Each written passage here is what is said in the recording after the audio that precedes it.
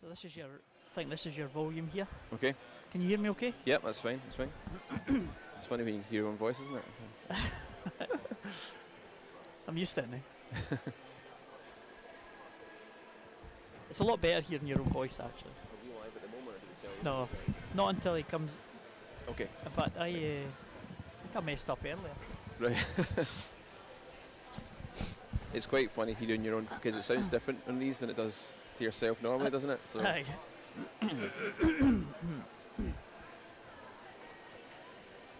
If you need a toilet break in at any point, you can just give me the thumbs and I'll keep it going, and vice versa. But yeah, should be all right, hopefully. Yeah. We'll see. We've got 15 and 800. Oh, that's right at the end. Yeah.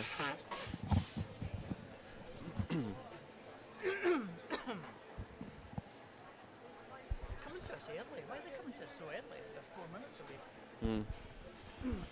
Quite a long lead.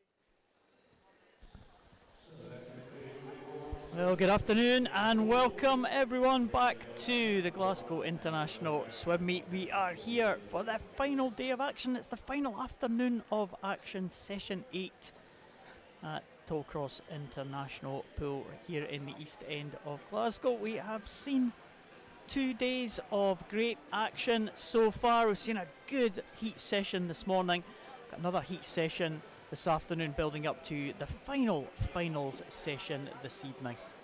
My name's Paul Noble. I'll be taking you through the action this afternoon. I'm joined in the commentary box by a man who's been here the last couple of days. He's witnessed all the action. Stuart Stevenson. Welcome, Stuart. Thank you, Paul. It is a pleasure to be here. It certainly has been an action-packed weekend so far. Lots of great swims, and some of these swimmers this afternoon will be looking to push their way potentially into these finals this evening as well, if they have a really good swim. So look forward to it. So we've got A finals tonight, so top 10 fastest times from the 2 heat sessions, I should say, because of course swimmers in this afternoon sessions will get their times added to the times we saw this morning, and the top 10 from those will go through to the A final, B final and junior final as well. Absolutely. Quite a few places up for grabs, I would say, especially in the junior finals. Some of these events had fewer swimmers than would actually make it into the final, so we'll let you know about that as and when they arise. Got a note of some of the times here, the targets to try and hit these swimmers. So there's our events line up here. Starting off with the 50 metre butterfly, 400 free, 100 backstroke, 200 metre breaststroke, 100 metre freestyle And then some of the long freestyle events at the end of the session, 800 metre freestyle and 1500 metre freestyle for the male one, 800, female 1500. Yeah, we bonus at the end of the session for us. 800 freestyle and the 1500 freestyle. I like the distance events, you know. Some people say, oh, no, can't be bothered with this event. But I like them. I like the distance events. I like the ebbing and flowing. On the 50s, it's kind of like, you need a good start. You need a good finish. And, you know, if you kind of mess something up, there's almost no coming back from it. Mm-hmm. But in the distance events, it's like, we can, you know, things can happen in the distance events. We get some very exciting races. We had some exciting races the last couple of days on the distance events as well. Yeah, 1500 men's day one was extremely exciting. Yeah, as you say, it's interesting to see how they go out. Sometimes they go out too excited, you know, fly away off the start, and 200 metres, 400 metres in, they're kind of flagging a wee bit, and the other ones keep something in reserve, so it's always great to watch them.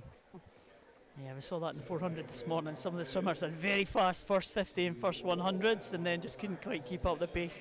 That's right. There's a number of course, international swimmers here. We've got a big team from Iceland, Denmark. Scottish national junior team is out in force. We've got swimmers from Ireland as well. Here at that international swim meet, as the officials just making their way onto poolside. Here they come, the merry band of officials. They all look delighted to be here. They do indeed. Some of them have been here. This will be their 8th session now. Some are just kind of coming for a few of them. Some are here for the duration. Talking of some of these international swimmers, some of the Icelandic swimmers have got very interesting names, so I hope we're getting them right. So we got any this afternoon. We might have a few, maybe. We could have. Yeah, we think the Danish and the Icelandic swimmers are preparing for a possible tilt of the European Juniors. So quite high quality swimmers that we've seen from Iceland and Denmark over the last couple of days. And we saw a few good swims this morning as well. Absolutely. Of course, a great venue here in Tollcross. It's been brilliant. Of course, it's been here since the 90s, but it was refurbished, of course, for the Commonwealth Games back in 2014, which it still looks very familiar from those games in 2014. Still looks like a very familiar place. It was a great occasion then in 2014, and hopefully there'll be more to come as well. But, first event just about to come on as we are introducing the referees and the starters for this afternoon session. And we start off with the 50 metres butterfly, Stuart, and there is the lineup for heat number 1. We've got Anna Campbell from City of Glasgow, Isla Garden from Geary, Gabriella Winton from St Thomas, Abigail Crawford, Kaylee Abel and Amy Rowell, all from the home team City of Glasgow. And you're a regular at the West District events. Yeah. Quite often see these Glasgow swimmers. This one should be interesting. Some teammates lining up against each other. A range of ages. Easy for me to say that.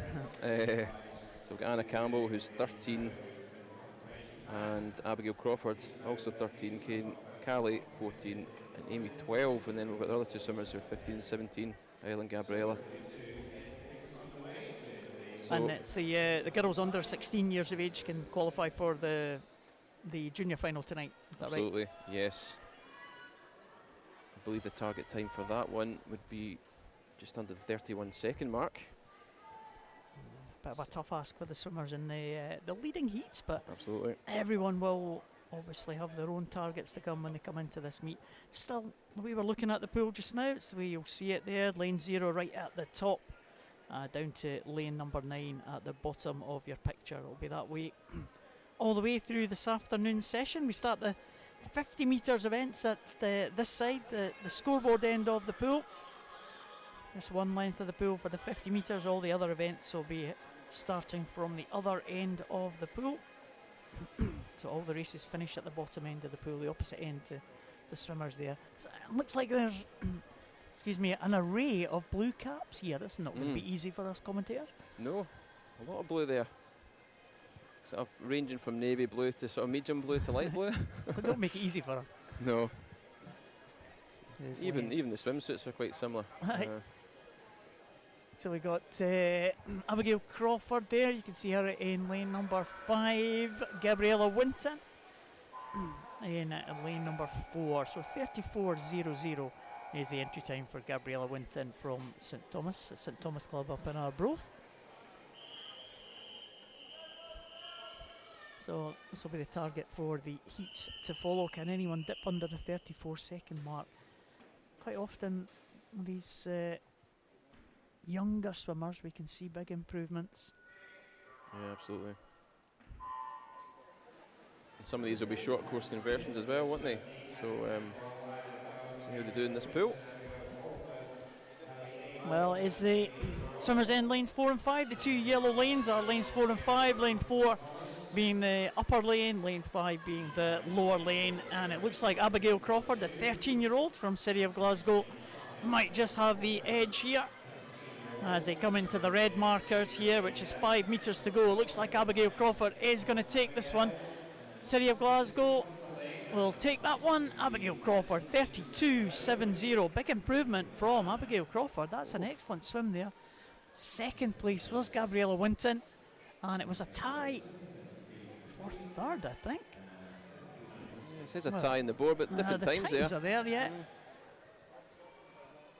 Well, we shall see. Anna Campbell maybe given third place there, but straight away, Stuart, we have a technical issue, so we're not getting times just yet. Oh, here we go. Anna Campbell confirmed there in third position. Abigail Crawford confirmed in first spot, and Gabriella Winton in second position. So, good swim there from Abigail Crawford, the 13-year-old. Yeah, very good swim. Taking almost a second and a half off her entry there, so she'll be very pleased with that one. As we go into the second heat. The second heat, we have lane 0, Ellen McGeorge from Cooper, 1 Kaylin Chan, North Ayrshire, 2 Macy Carty from Faulthouse, 3 Simone Finlayson, Dundee City Aquatics, and 4 Kerry Sinnott, Bellshill, 5 Morgan Higgins, Aberdeen Performance, and her teammate Lucy Morgan, and 7 Drobova Tomasek from St Thomas, 8 Anna Hartness Best, and 9 Lauren Stewart from Stirling Swim. So quickest entry here, 53.7, that's Kerry Sinnott, pretty close across the pool at the moment, and possibly the one swimmers nearest to us at this side. In the lead it looks like Anna Hartness out in front here, and Anna's going to take this one, time of 31.78, a great swim from Anna there, the best swimmer, and she entered in there at 33.93, so fantastic personal best from Anna. So we'll just wait for these to be confirmed, and that is their final result there. Anna Hartness in first, Lauren Stewart in second, Kerry Sinnott in third. Yeah, all the action happening down at the bottom lanes there, closest to us. The entry times for these heats, Stuart, very, very close, aren't they? And there's only something like 0.3 of a second between all the swimmers in that one, so maybe not a huge surprise that we get swimmers from the outside lanes coming home in first position. Yes, absolutely. Next heat is heat number 3 of the 7 heats. Erica Watt at the top there, Marta Midlothian, Millie Barton, Bellshill in 1, Eva McDermott, Milngavie and Bearsden in 2, Kezia Mann from Dundee City Aquatic, 12-year-old in lane 3, Emma Silcock first in lane 4, Katie Brennan, Bellshill in 5, Caitlin Frame in first in lane 6, Katie Towers, Lanark in 7, Remy Muirhead in 8 from Scotia, and Maisie Pollock from Kingston in lane number 9. In fact, no swimmer in lane 4, well, no Silcock, but the young swimmer, the 12-year-old in lane 3, going well in the early stages, Ksenia Mann from Dundee City Aquatic. She's right there in the mix, maybe in the outside lane, right at the top there, Erica Watt, and right down at the bottom, Maisie Pollock. The outside lanes might just claim at 1 and 2, they absolutely do there. Oh, well, they did. But we just saw flashing on the screen, disqualification there for Maisie Pollock. And it looks like that might mean Erica Watt takes that one, 32.97. Katie Brennan in second, and Caitlin Frame in third. So 32.97 winning that one. The outside lane again. Yeah, Paul, great swim there again.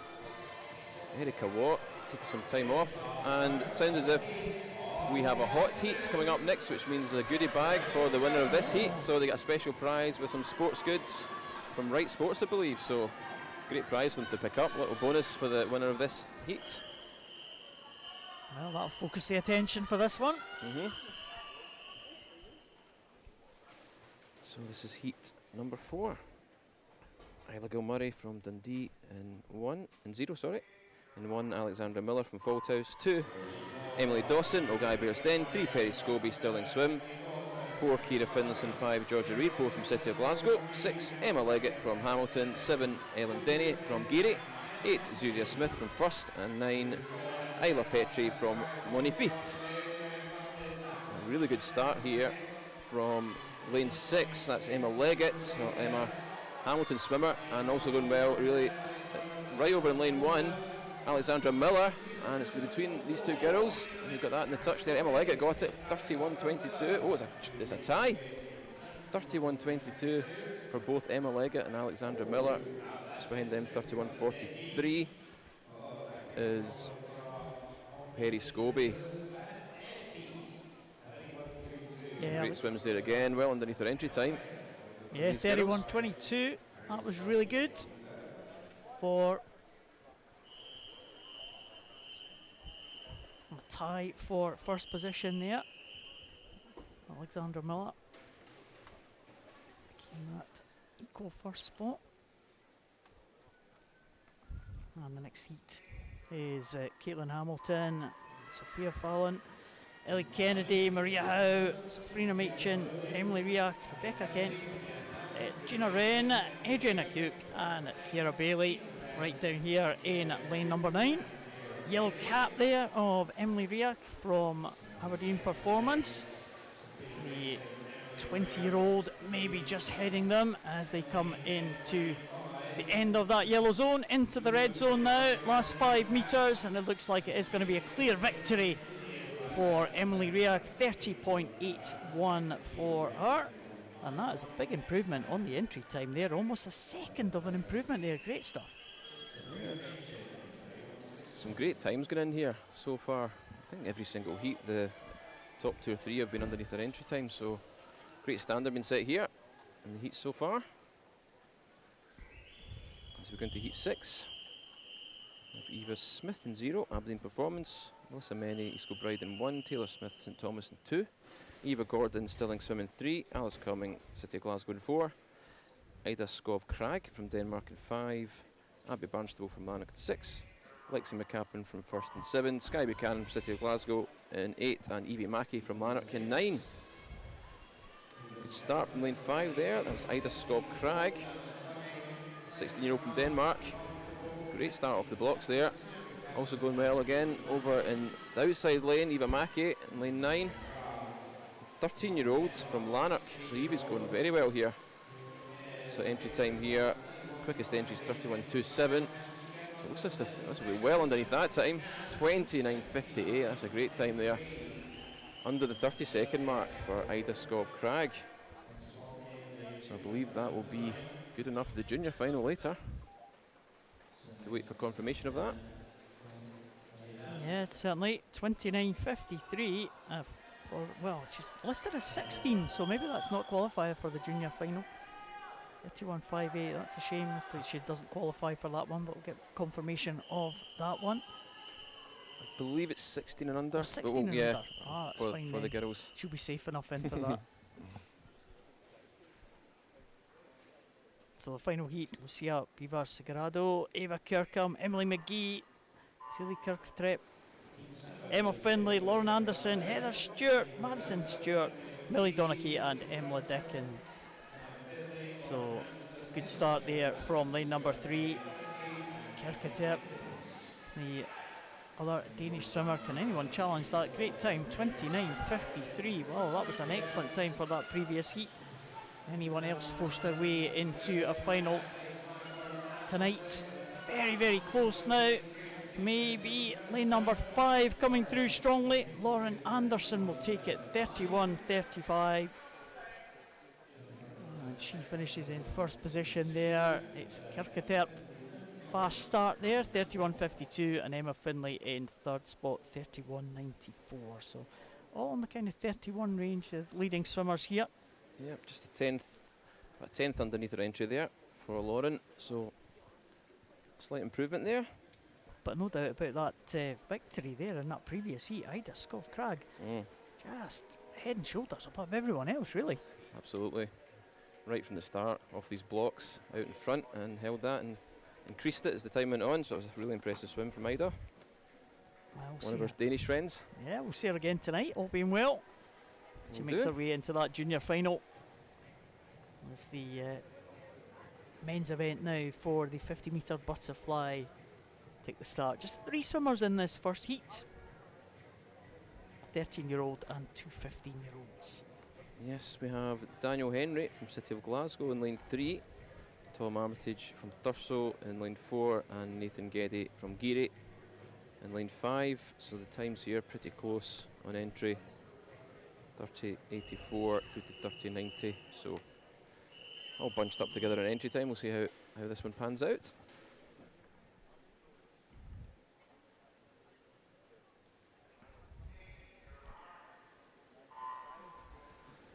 And off to go. So Daniel in 3's 13. Tom and Nathan are both swimming as 15-year-olds. Great start there in lane 4 from Tom Armitage from Thurso. Looking very good at the moment. We'll see if he maintains this, and he looks to be doing very well coming to the last 50 metres here, showing great technique. So 30.84 is his entry, so we'll see what he posts here. Looks as if he'll improve, and he does. 29.52, great swim there from Tom Armitage, and the other 2 boys improving in the entries as well. So great first heat. Well, actually Daniel not quite, but good first heat there to kick off the boys 50-metre butterfly. Yeah, under the 30-second mark there. Or Tom Armitage finished really strongly there, making sure he touched that pad at the end, wasn't he? Absolutely, making sure there was no doubt of that at all.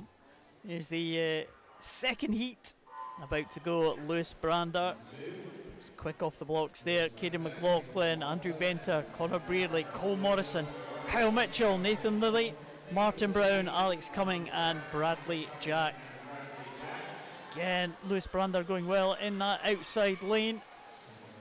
His fastest reaction time of anyone in this field, and might just be maintaining that, but my goodness, it's a very, very tight race here.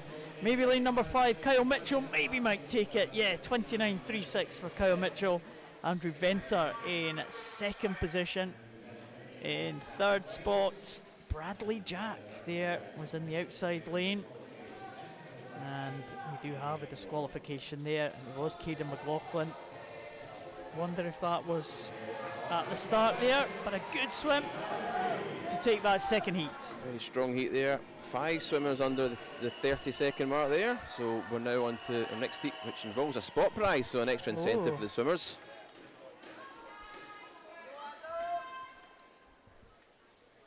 No swimming in lane 8 here. Going from 0 through to 9, we've got Fraser Cowie, David Blair, Kai Connolly, Ben Montgomery, Adam Scott, Cameron Gill, Dean Bergatti, Jamie Ferguson and Adam Phillips. Closest to us there on the screen. Really good start there in lane 7 from Jamie Ferguson. He's really taken this one out. Jamie, 28.88 his entry, and he's looking very, very good here. Aberdeen performance swimmer. Fantastic swim there from Jamie, 26.67. What a great time there, Paul. Yeah, it was well great. Under his entry. Yeah, he looked, he spotted that finish pretty well there, Jamie Ferguson, 26.67. Very important on the butterfly to get as much of an extension at the finish as possible, and Jamie Ferguson did that really well, and he's got his reward. An excellent swim there, excellent time to take that heat. Just close to the B final as well. That's 26.1, is it, for the B final? 26.18, yeah. 28.4 for the juniors. Next heat sees Dan Hall up there in lane 0, Fraser Baird, Guy Semple, Connor Stewart. No one in 4. We have Lucas Johnson, Ross Anderton, Charlie McLaren, Dylan McCombie and Jake McKenzie. Again, maybe swimmers there, possibly in 2 and 3, Ben King and John Mackay. As they level out here, it might well be John Mackay in 3 possibly. Oh, it's close, it's Guy Semple. Well,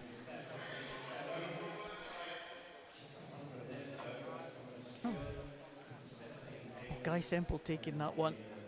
Connor Stewart just by 1/100th of a second. Charlie McLaren. There it was, Connor Stewart taking that one. It was lane 3. Another good heat there. Yeah. Yeah, They're turning this board round quickly, Paul, aren't they? They're not giving us a lot of time to look at it, but we're doing our best here now to keep up. But that's another great swim there as we get into our final heat. So 0 through to 9, we've got Guy Pelosi, Ewan McLeod, Ben King, John Mackay, Callum Sinclair, Jack Milne, who's the S14 paraswimmer, Kian Hampson Bahia from Warrender, and 7, David Landman, 8, Rowan Payne, and 9, Andrew Smitten.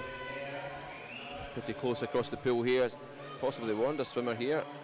Kian Bahia coming right through here towards the finish, and he'll take this one 27-24. So 17-year-old Kian. So let's have a check of that entry to junior. I think he's made the junior final. It's a 28-4, 17 and under for the juniors. So if that's confirmed, he'll be into that final this evening. Great swim there, Kian. Yeah, another good swim from Jack Milne as well. We saw him swim well earlier today, earlier this morning. He's knocked a couple of hundreds off his entry time as well. Jack Milne, a paraswimmer from Dundee City Aquatic. Great stuff. That's the end of the 50-metre event. We've got a bit of time to draw breath now, Stuart. Yep. After that quick fire start. Splash and dash of the 50 fly. I know, I think we're more tired than them. Commenting on that one. 400 freestyle is for the women, and there are, how many heats? There are 3 heats of this one and 2 heats of the men's. So we have just 3 swimmers in this first heat: Jessica Kirkwood, Milana Lowe, and Ellen Denny. So 3 swimmers. We start at the opposite end now. We're moving to the opposite end for all the events now remaining in this afternoon session. So 3 swimmers here, one 13-year-old, Jessica Kirkwood from Aberdeen Performance, Milana Lowe from South Aberdeenshire, the 17-year-old in the centre lane, and Ellen Denny from Geary in lane number 5, 14 years of age for the Geary swimmer. That distinctive light blue cap.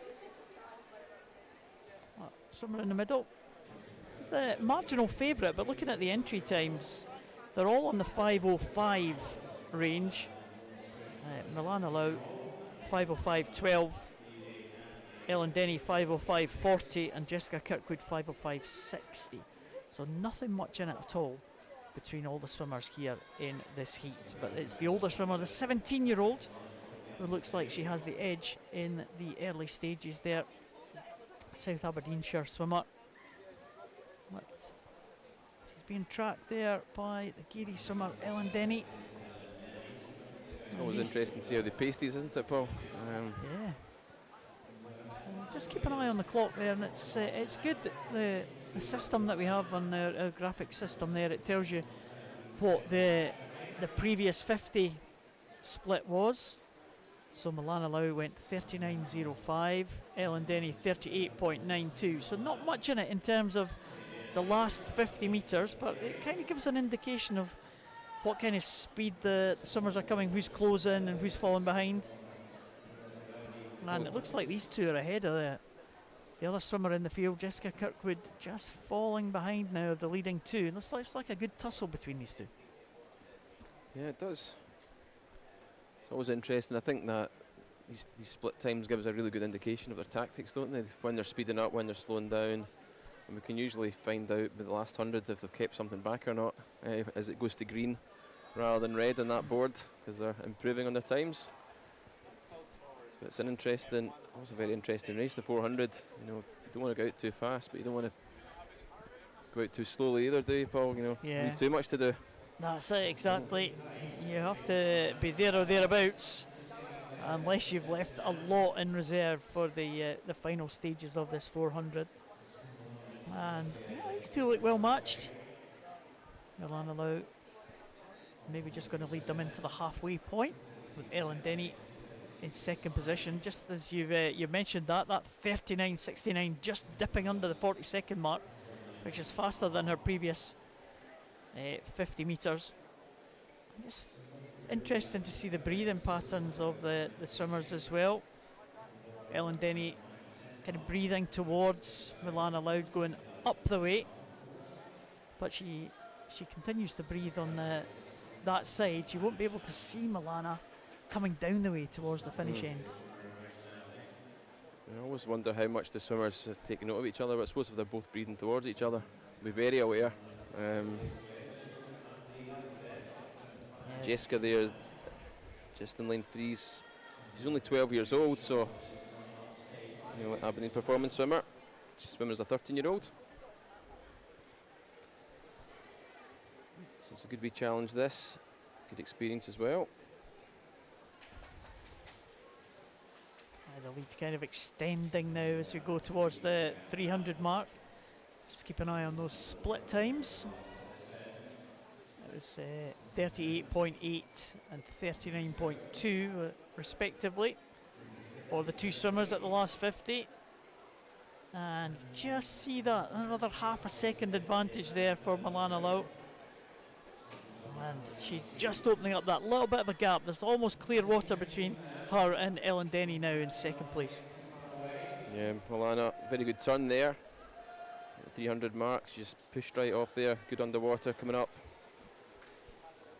I think Ellen's trying to respond here though. She's now kind of moving up the gears a wee bit. I think she's the spot Milana going ahead of her.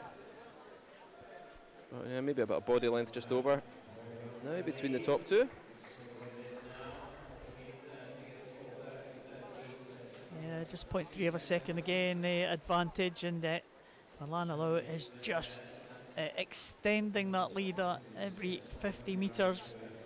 Well, we said the entry time, it's 5:05.12 for Milana. I wonder what she is going to do this one. She's going to get close to that. Ellen Denny trying to make a little bit of a comeback in the closing stages here. She's pulling up now, but it is going to be Milana Low who's going to take this one in first position.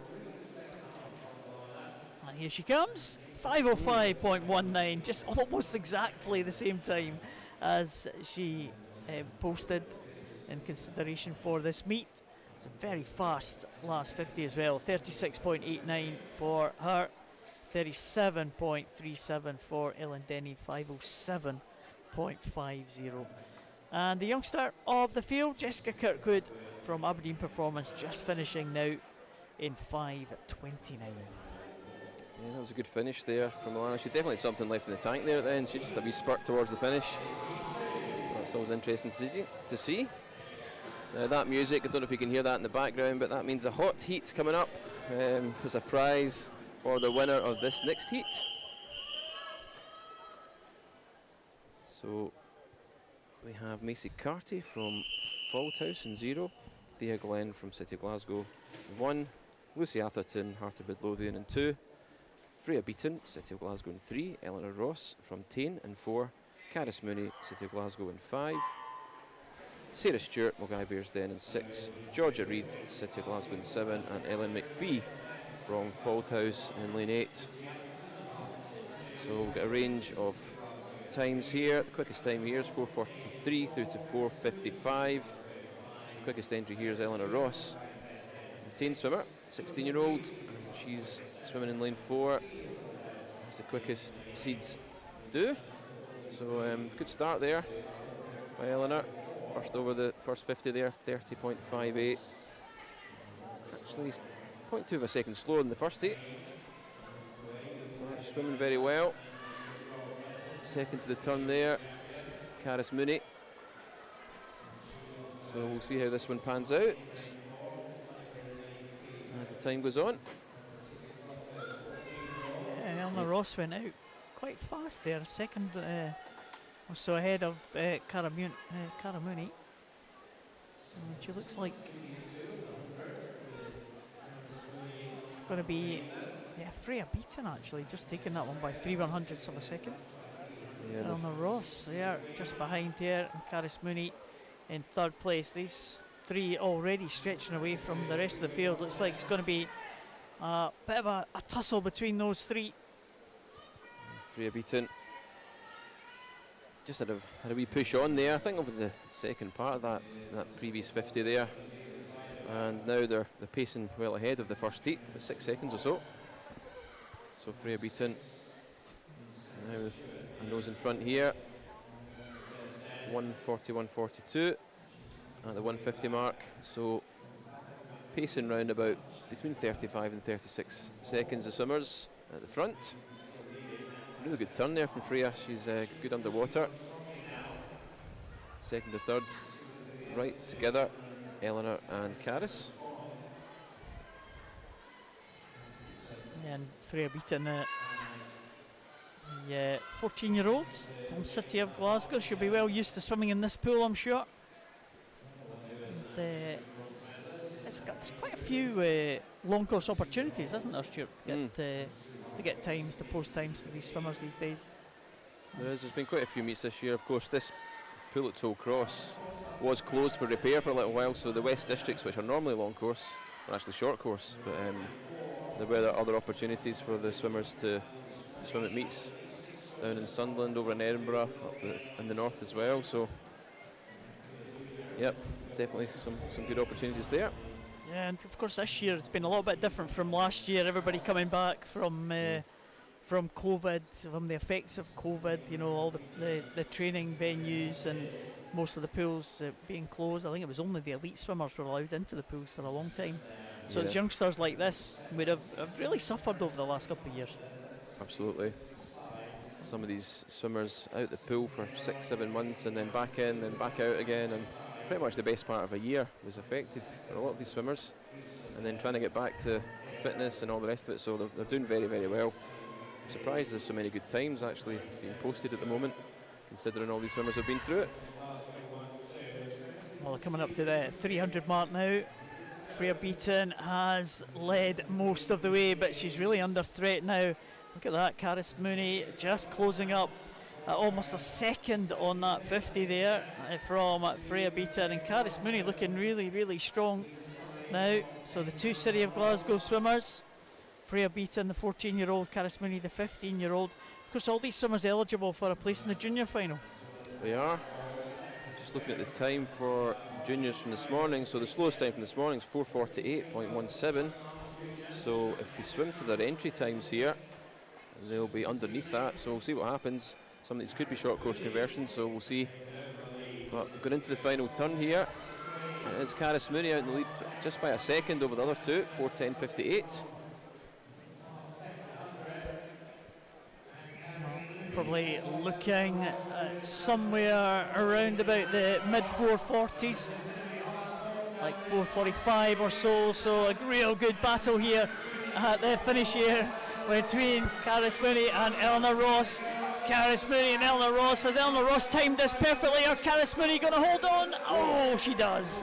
Caris Mooney holds on by 6/100ths of a second. Eleanor Ross never really led for that entire race. Thought she was just going to nick it at the end there, but Freya Beaton in third position, and it was in the 4:45 range, and that, I think, should get them into that junior final. Sure. Should do. We'll see what happens in the final heat, but yeah, that should definitely secure their place, you would think. Fantastic finish there. What a race towards the towards the end. Very exciting. Between Caris and Eleanor. As you said, Eleanor Ross came right through, and then Caris just held her off. Yes, it was Eleanor Ross, almost a perfect race from her. And the final heat 3 of the 3 heats. Eden Fraser from Aberdeen Performance going in lane 0.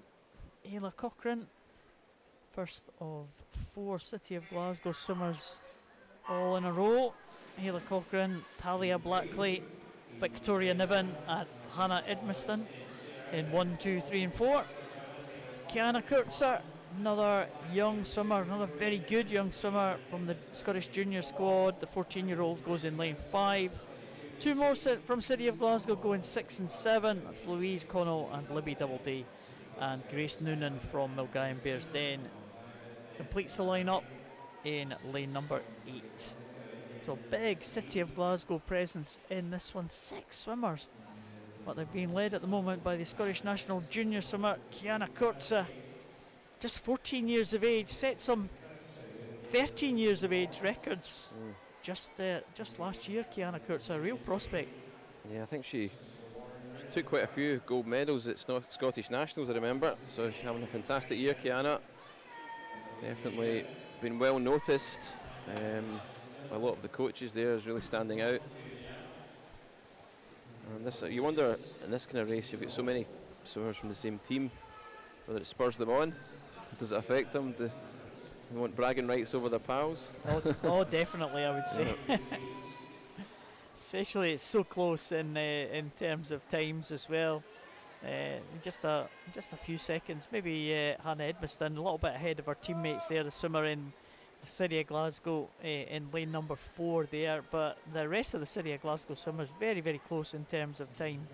You know, just a matter of a few seconds separating them in this 400 freestyle. So yeah, bragging rights definitely will be up for grabs for the Glasgow swimmers. Absolutely. And again, as we saw from the last heat, you know, things can change. You know, some of these swimmers do hang back and then they keep it for the second half, and you think they're too far behind, but they've really got something left in the tank. So we'll see how this progresses. It is the middle lanes at the moment, out in front. Hannah Edmondson and Kiana Kurtza.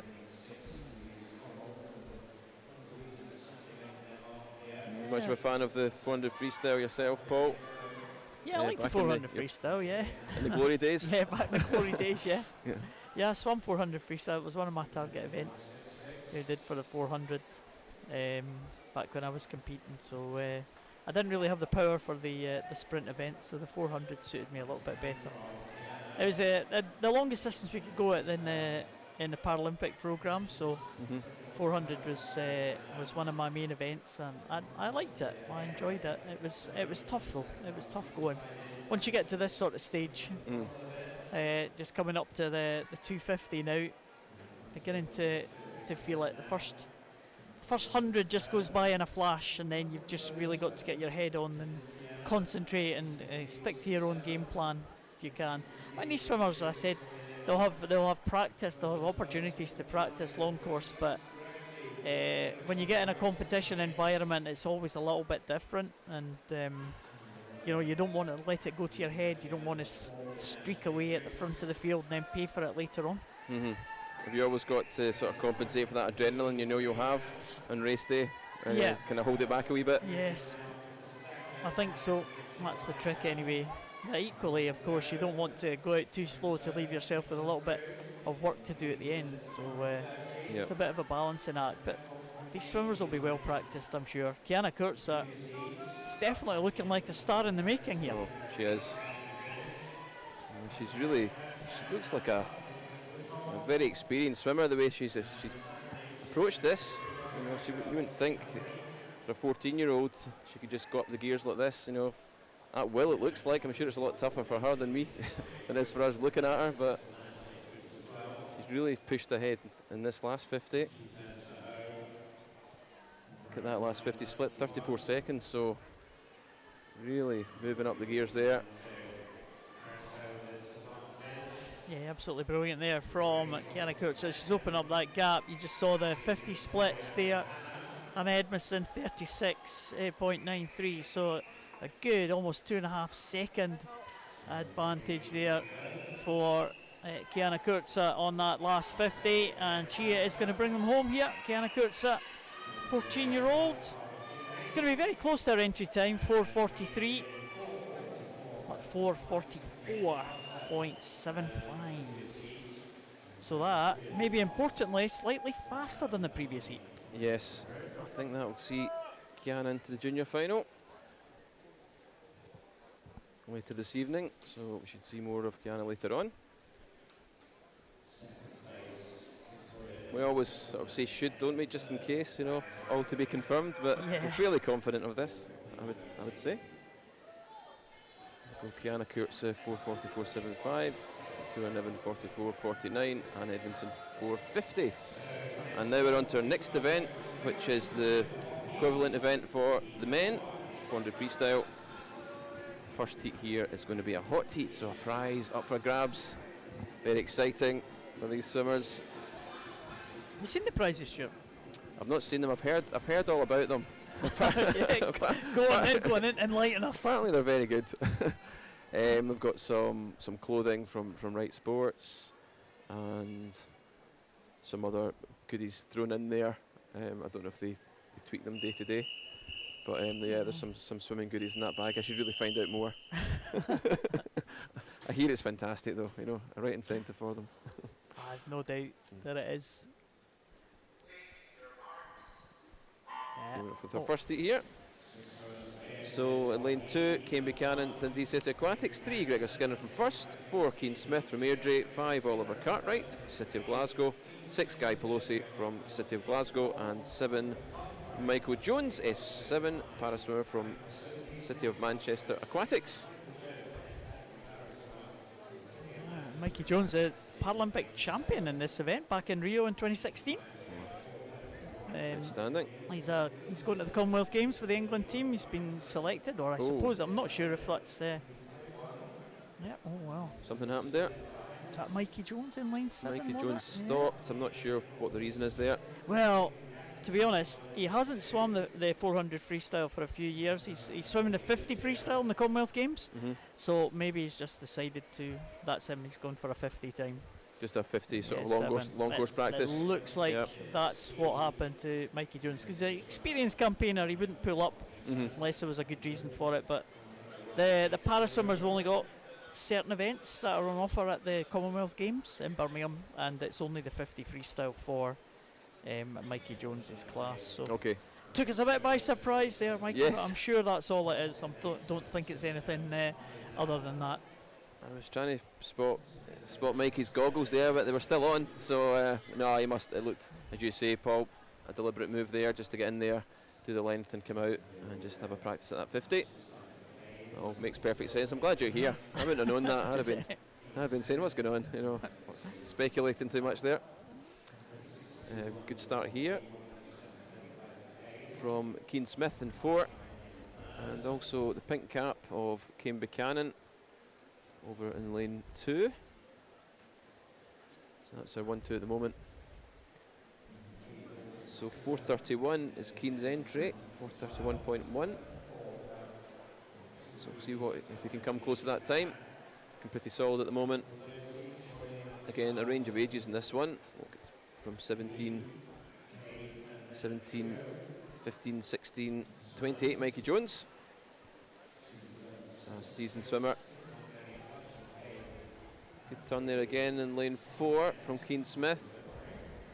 So not quite as quick in his last 50 to the previous one, but keeping it fairly steady, around about 35.5, 36 seconds for 50 metres. We saw Keane Smith earlier this morning, didn't we, win one of his heats? I think it was at the backstroke that Keane Smith won. I'm sure it was 100 backstroke this morning that Keane Smith won for swimmer from Airdrie.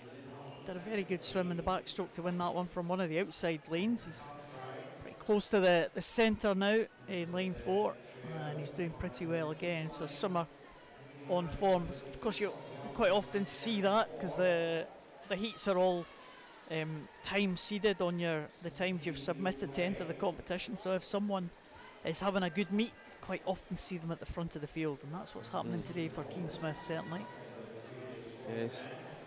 On form across the disciplines, it seems. Backstroke, freestyle. Looking strong at the moment. Just coming up into, or just about moving up into second position now. Is Oliver Cartwright. In fact, he did turn in second over Gregor Skinner there, so he's just increased the pace a wee bit. So as they come into this last 100 metres, sometimes you just see them. Some swimmers that have got quite a lot left in the tank, and some swimmers who are kind of trying to cling on by their fingernails. So could be a mixture here, but it's still Keane Smith out in front, looking strong. Yeah, he just upped the pace there by about over a second over the last 50 metres, so he's trying to bring this one home. And Keane's entry, 4:31.10. He's with about 25 metres to go now. It's going to be a battle for second place. Coming right through in lane 3, Gregor Skinner. Gregor's overtaken Kane Buchanan, so he's trying to fight right back as well to take this one, but will Keane Smith hold on? I think Keane will just about hold on to this, and Keane takes it. 4:32.44 Keane's time. Gregor 4:32.72, and Oliver Cartwright 4:35.57. That was an exciting finish. Don't know where he came from. 31.82 for Gregor Skinner there at the last 50. Keane Smith taking it, but only just. I'm sure he would have been aware of Gregor Skinner coming back, but there wasn't much he could do about it because Gregor Skinner was really going hard. Oh, great battle there at the front of the field between these two. And there's the lineup for the next heat. Another para swimmer, Sam Downey. Hopefully we'll see him complete the distance. He goes in lane 1. Ewan Mitchell from East Kilbride in lane number 2. Oscar Churnside from Geary in 3. Lewis Gibson from North Ayrshire in 4. Kyle Mitchell from Geary in lane number 5. Jamie Gilchrist from East Kilbride in 6. And Aaron Dunn from City of Glasgow in lane number 7. Sam Downey, another one of these para swimmers, not quite as experienced as Mikey Jones, but another one who is a nomination for Commonwealth Games, also heading out to his first World Championships in a couple of weeks' time in Madeira. First World Para World Championships for Sam Downey, swimming in the S8 classification. So swimming with a physical impairment, and physical impaired classes 1 to 10, 1 being the most impaired and least being the least impairment. So Sam Downey in the S8 class, and swimmer really making big progression over the past year or so since his return after the COVID layoff that everyone had. We'll keep an eye on his time, 5:05.30 for Sam Downey on that very top lane. But back to the front of the field, well, what a tussle here between 4 swimmers: Ewan Mitchell, Oscar Churnside, Lewis Gibson and Kyle Mitchell. Very, very good contest here. Kyle Mitchell in lane 5 is the lower lane of the leading 4 people as they come up to the 150 mark. But, well, what's the gap going to be between all 4 of them? Look at that. Not much at all. 0.47 of a second between all 4. Yeah, they're all locked together at the moment. Neither of, or all of them, not willing to give up this lead quite yet. All fighting together. Taking this one on. All juniors in this as well. So they'll all be targeting the junior final. Around about 4:41.6 was the slowest time from this morning in the juniors, so they'll be aiming to beat that time to come back later on. So Sam Downey out to Madeira. That sounds fantastic. Somewhere you're heading yourself, Paul? Or? Yeah. I've been asked to go to Madeira next week, or a week after next, for those championships. So yeah, it should be good. Madeira held the European Championships twice, and it's the World Championships this time. So we're experienced at holding the big events. I commentated on the European Championships last year, but from my house. From your house? Wow. Yeah. How so did that go? Any technical hitches? Oh, there was one or two technical hitches. I was in my house in Fife, and my co-commentator was in Wales. Oh. And we were both linked up to Madeira. So technology, yeah. I bet you're glad you're not in your house this year, though. You know, yeah. You'd rather go out there to the real thing, especially in Madeira. It would be nice at that time of year. Yeah. It's a very good venue, Madeira, and I'm sure the swimmers will enjoy it. And I hope for a good championships. It's always good to get back in action. Paralympic year, of course, was last year. Of course, Olympic and Paralympics were all delayed by the year, so it's not too long till we get the next Olympics and Paralympics. Now, you normally think, 4 years, but it's only 3 this time. We're already a year down. So swimmers' attentions will be looking towards those Olympic and Paralympic in a couple of years' time, that's for sure. Great stuff. It's exciting, isn't it? And Sam Downey will be aiming for that as well. Absolutely. For the next Paralympics. Very good age to progress through to the GB team for those Paralympics. Kyle Mitchell, though, it's going well at the front of the field. Oscar Churnside in second, Lewis Gibson in third place now, but Kyle Mitchell really going well over this last 100. He was last 50 was 33.22, so he's opened up a big gap now between the two chasing him, and they're having their own private battle there for second and third. Oscar Chirnside and Lewis Gibson, they are stroke for stroke here, but in comes Kyle Mitchell. He will touch first, and it looks like it might be Lewis Gibson for second position. He takes it just ahead of Oscar Chirnside. That little bit of a spurt at the end there for Lewis Gibson. Ewan Mitchell in fourth position, Jamie Gilchrist in fifth place, and we'll see how Sam Downey gets on as he comes in to finish the distance. He's actually got a little bit of a company there with Aaron Dunn on the opposite side of the pool. Aaron Dunn's going to be in first, and Sam Downey under the 5 minute mark. Great swim from him. A personal best from Sam? Yeah, I wouldn't be surprised under his entry time, but yeah, good 5 seconds under. Great swim.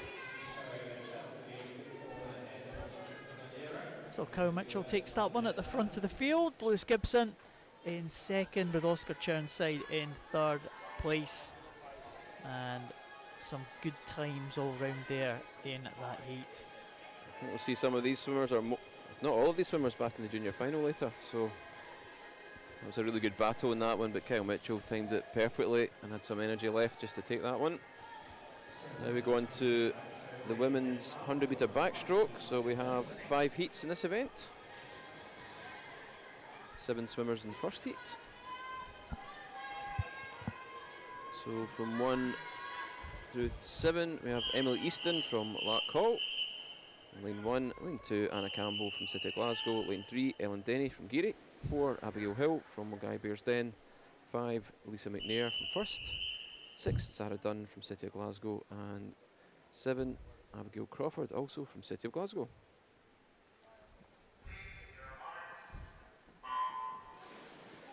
Girls pretty close on entry time here. 1:15.88 through to 1:16.40. So just over half a second between all the entries. This should be very close. Good start over in lane 7, Zara Dunn. Pretty strong, but also looking good at the middle lanes. Abigail and Lisa. Abigail Hill, Lisa McNair. I think that's our 1, 2, 3 at the moment. So Lisa McNair, the first swimmer, is 13, as is Abigail Crawford in lane 7. Other girls are 14 or 15.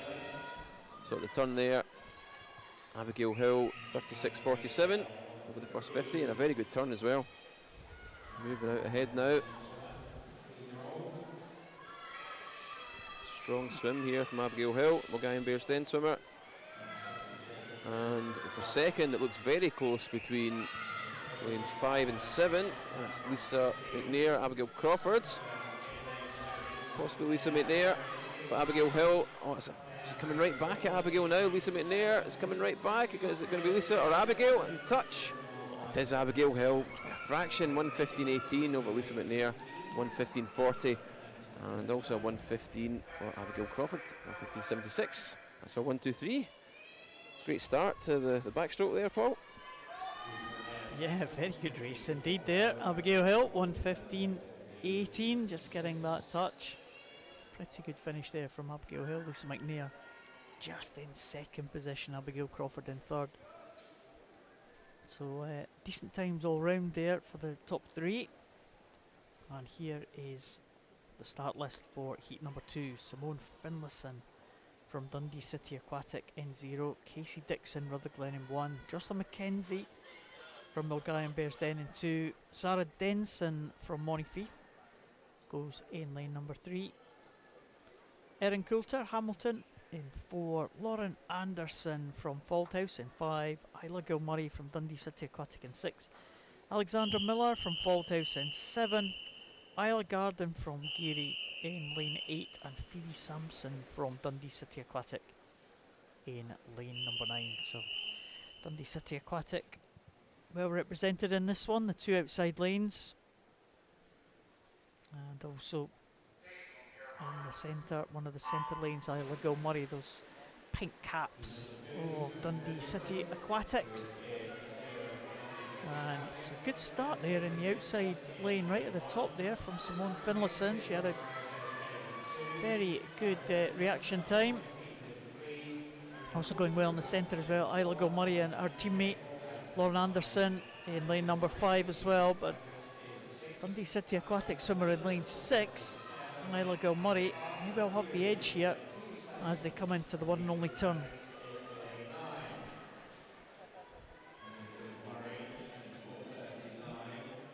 A little bit quicker than the first heat there. Good second and a half faster. So Isla Gilmurray looking pretty strong. Gilmurray just edging it now as they go past the halfway point. Lauren Anderson will go try and respond here. Still going well right at the top there. Simone Finlayson might well be in touch for one of the top 3 places here. Possibly, but it is going to go to Dundee City Aquatic. It's going to go to Isla Gilmurray. Lauren Anderson in second, and Simone Finlayson, great swim from the outside lane for her. 1:13.97, so good swimming there from the top 3 swimmers. I think all 3 of them making improvements on their entry time. So I think that at the moment that would see Isla into the junior final. There's a lot of heats still to come, so we'll see how it pans out. A lot of juniors still to swim. So we're on to heat 3. In lane 0, Caitlin Frame from first, 1 Helen Stoddart from East Lothian, 2 Rosie McLean, Perth City, 3 Lucy DeGrossa from Best, 4 Talia Blackley, City of Glasgow, 5 Anna Easton, Dundee City Aquatics, 6 Bronwyn Payne, Best, 7 Alex Coy, Warrender, 8 Thea Glenn, City of Glasgow, 9 Abby Morton from Swim It. Do you know where Swim It are from, Paul? I think they're Lothian, aren't they? West Lothian? Lothian, yeah. Is that right? Is that our quest for the I'll day? take your word for it. I think they're West Lothian. Yes. I think Livingston, are they? Livingston? Livingston, right. I think they are. Great start there in lane 1, Helen Stoddart. Also going well next to her, Rose McLean. But now coming right through in lane 6, Bronwyn Payne. It's going to be pretty close, this one. The times on entry are close across the middle lanes. Coming up as well in lane 7, Alex Coy. So it's anyone's at the moment between about 4 or 5 swimmers. We'll see who turns first. It's Alex Coy, 34.32, around about the same time as the last heat. Bronwyn Payne in second, just a fraction behind her. And there's still really nothing in it. It's too early to call at the moment to see who's going to take this one. Very close. Really good race, this one. 1, 2, 3, 4, 5 swimmers all in a row there as they go past us at the halfway point. Well, they go past the camera at the halfway point. They'll be coming up to us at the finish line very soon as things kind of level out. Difficult to see sometimes from that angle, but I can tell you it is absolutely nothing in it as they approach the finish here. All on the touch. Oh, goodness. Lucy DeGrossa gets it. Wow. Look at that, 0.3 of a second between the top 4 swimmers. Absolutely nothing in it at all. Lucy DeGrossa takes it ahead of Talia Blackley, Bronwyn Payne in second, and Anna Easton in third place. What a finish. Great finish. Could have thrown a rope over 4 or 5 swimmers there, all in a line, just down to the touch. So it shows you how important finishes are in these races. Getting a good finish in these backstroke races.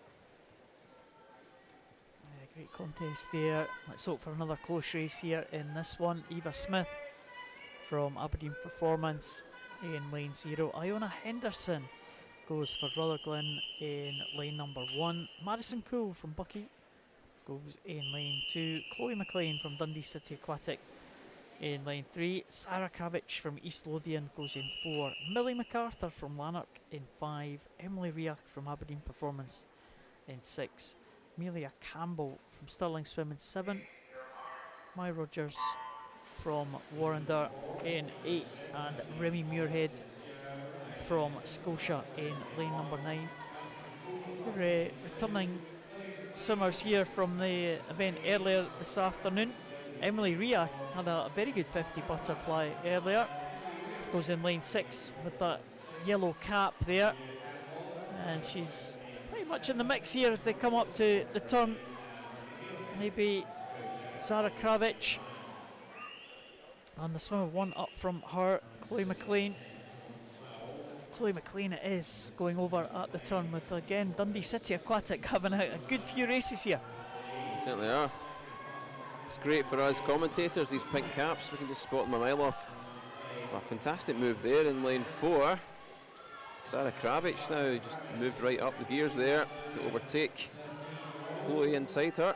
So we'll see what happens towards the finish. Zara Kravich, 13-year-old from East Lothian, looking very good to take this one. Coming right outside, and 7, Amelia Campbell as well. But Zara Kravich will take this. Great swim, sub 110, 109.85 from Zara Kravich. Amelia Campbell in second, 111.00. Chloe McLean in third, 111.94. What a finish there from Zara Kravich. Yeah, excellent second 50 there from East Lothian swimmer. And she won it by quite a margin there, just over a second. Amelia Campbell, Chloe McLean in second and third. There's the music again, Stuart. Oh, it's the music. This means a hot prize. That bag full of great sporting gear that we're told, you know, is so good that money can't buy. So maybe exaggerating slightly, but it's a good prize. Yeah. So we'll get into our final heat here.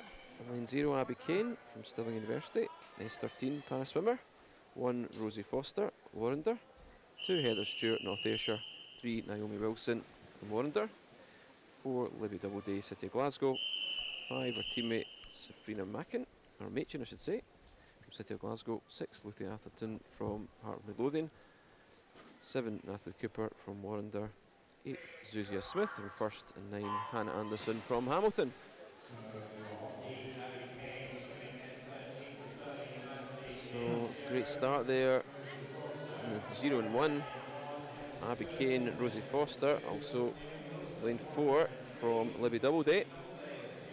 Yeah, Abby Kane, because you said para swimmer, visually impaired swimmer. Abby Kane swims in the S13 class. She was a medalist at the Rio Paralympics back in 2016 as a 13-year-old.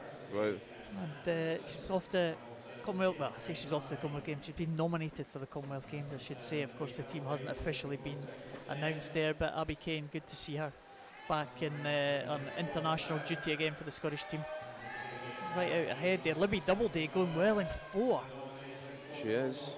She's been challenged by Rosie Foster in lane 1. So it's between them two. Libby going very well here. She's the only sub 110 entry in this entire event this afternoon. She's looking very solid at the moment. I think she'll be well underneath 110 here. Actually, oh, not too far. 109.58, but still a great time, and underneath her entry there, so reduces that by 0.4 of a second. So Libby Doubleday takes that one. Just find out the confirmation of second and third. Rosie Foster, 110.36. Lucy Atherton, 110.95, and Abby there at 115.38 for Abby. A wee bit outside her entry, but Yeah, she had another one, Commonwealth Games event for Abby Kane's, just the 50 freestyle. So, but the backstroke was the one she made her name in. So that's the one that she kind of favours, the 100 backstroke, Abby.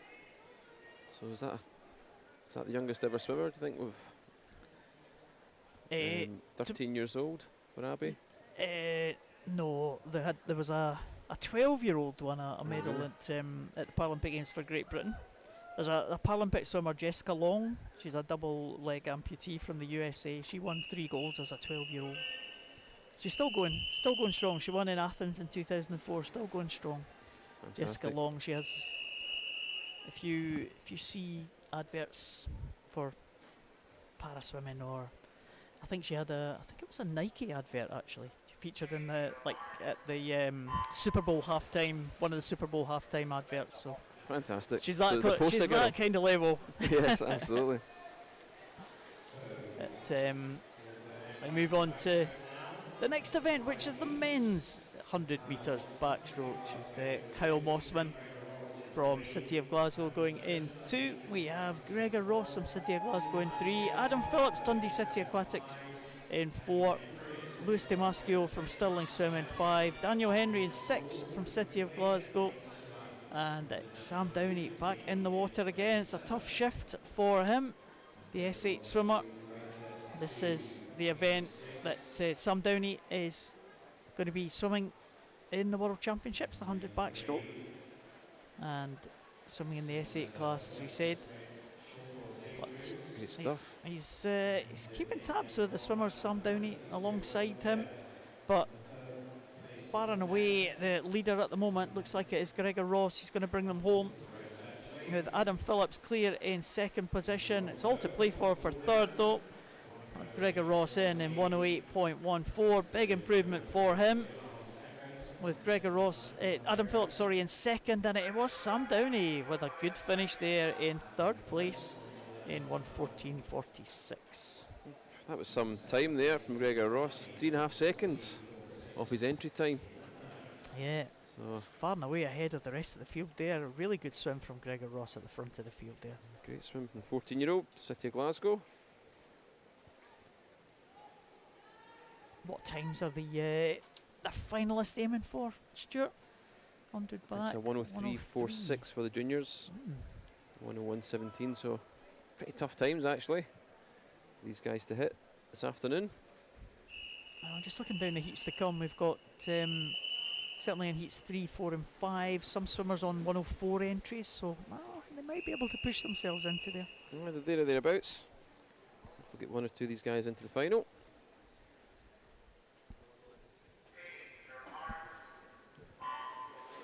So no swimmer in lane 4 for this one. So from 0 through to 9 we've got Ben McLaughlin from Geary in 0, Nathan Lilly, Bellshill in 1, Luke Garrity and Inverclyde in 2, Fraser Tetlow from Geary in 3, Fraser Cowie, North Ayrshire in 5, Oscar Churnside from Geary in 6, Ewan Gray, Cooper in 7, Connor Brealey from Dundee City Aquatics in 8, Ethan Collins from Bellshill in 9. Good start in lane 8. Again the pink hat there from Dundee City Aquatics, Connor Brealey. Taking this out quickly, 33.56 over the first 50 metres. Just behind him, Fraser Tetlow, looking good as well. So that's the 1-2, good turn there from Fraser. And these two swimmers are now out in the leads. Pretty close behind them, difficult to tell at the moment who's in third, possibly lane 5, which is Fraser, I should say, Fraser Cowie. But coming through to take this one is Fraser Tetlow, 108.72. Great swimming there from Fraser. Second place Connor Brealey, 110.38. Third Fraser Cowie.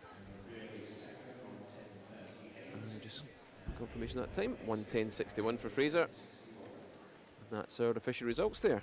Another good heat there. Yeah, good improvement again for Fraser Tetlow. Getting inside that 109 mark, 108.72. Can anyone improve the times here? We're on to the seeded heats here, so the centre lanes have the times in the 104 range. Line up for this one, Ross Anderton from East Lothian in 0. Andrew Smitten from South Aberdeenshire in lane 1. John Mackay from Perth City in lane number 2. Lucas Johnson from Aberdeen Performance in 3. Lex Garrett in 4 for South Ayrshire. Tom Armitage from Thurso in 5. Blair McKean Bellshill in 6. Finlay Saunders Edinburgh University in 7. Ewan McLeod in lane 8 from Lanark. And not sure we have a swimmer in lane 9. In fact, no swimmer in lane 6 either. Blair McKean not taking the start in lane number 6.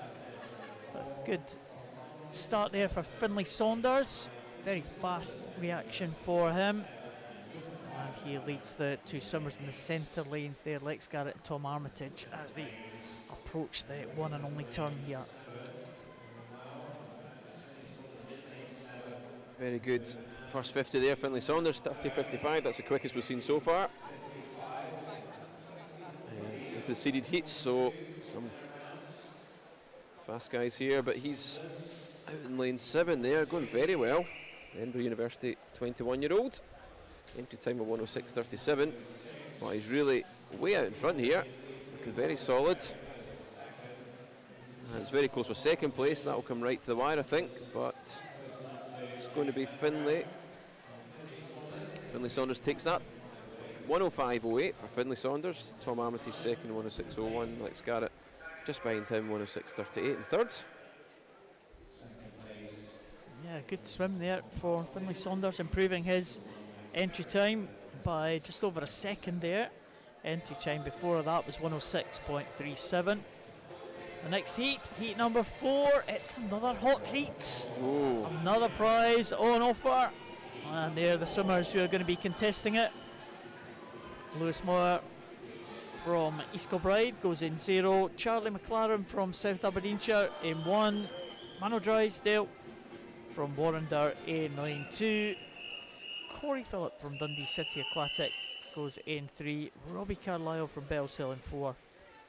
Robbie Boyd from Warrender in 5. Jonathan Venter from Perth City in 6. Richard Laws Cooper in 7. Cole Morrison Stirling Swim in 8. And Dan Hall from Aberdeen Performance in lane number 9. So who's going to step up? Who's going to win the goodie bag here?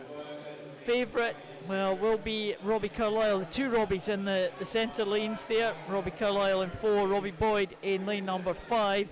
But what a good start here in lane number 5. Boy, Robbie Boyd. Wait, look at that. I was going to say, came right out in front of the rest and just kept getting better. So this looks like a 50-metre backstroke, never mind 100.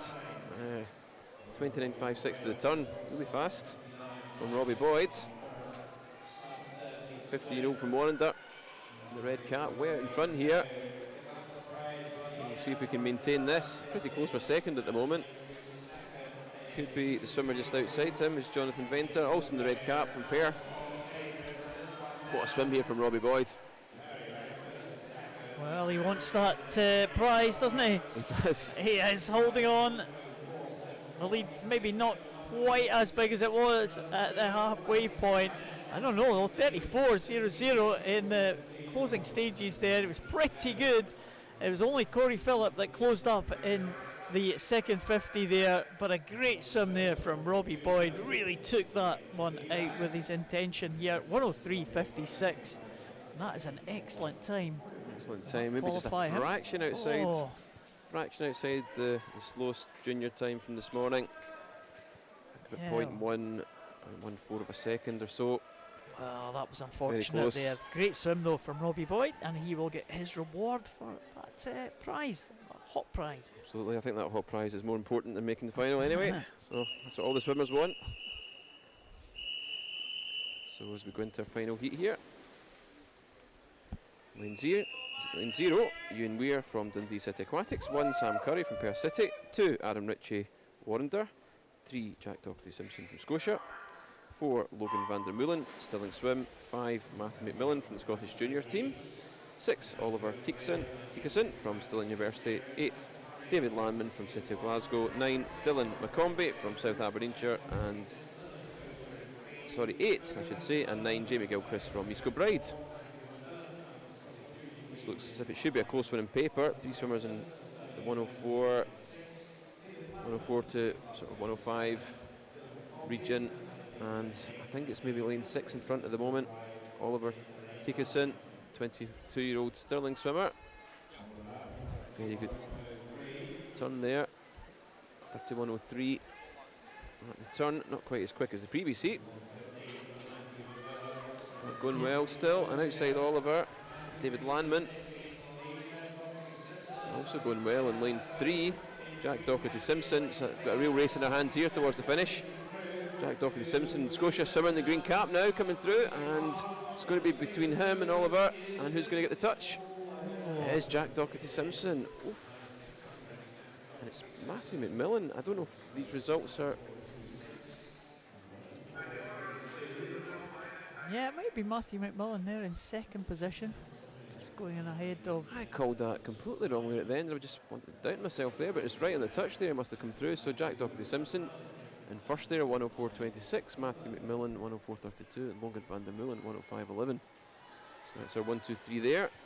Yeah, looked like Matthew McMillan just picked up there in that second 50, just off the finish there, and it was just touched out there by Jack Doherty-Simpson there for Scotia at the end of that 100 metres backstroke. 200 metres breaststroke for women. Ksenia Mann is back in again from Dundee City Aquatic, the 12-year-old. We have Lisa McNair from first, going in lane number 2. Hannah Lindsay from Hamilton in lane 3. Peyton Forbes from Bucky in lane 4. Amelie McCusker from City of Glasgow in 6. Tilly Lakey from Best in lane number 6. Erin Faulkner in lane 7. Laura Pilkington, para swimmer, goes in lane number 8. So again, Laura Pilkington, she was a Scottish record holder in this 200 breaststroke. I'm just going to have to try and check the records here for Laura Pilkington and keep an eye on her time as we go along. Fixture in the Scottish team for a number of years, Laura. And we'll keep an eye on her as we progress this. She'll be some way behind the rest of the field. Our entry time of 4:42.57, but we'll just keep an eye on her to see where the record comes. It's Laura Pilkington just about to come into the shot now as the other swimmers are heading away from Laura. Peyton Forbes leads them through that first 50, just ahead of Amelie McCusker, and also very close behind Tilly Lakey. It's 4 swimmers possibly still in contention for this one. Swimmer right at the top there, Ksenia Mann, youngster of this field at just 12 years of age, still very much in contention here. Very close entry times here, 3:12 to 3:13. And Laura Pilkington, as you say, will keep a close eye on that time there, 4:42.57.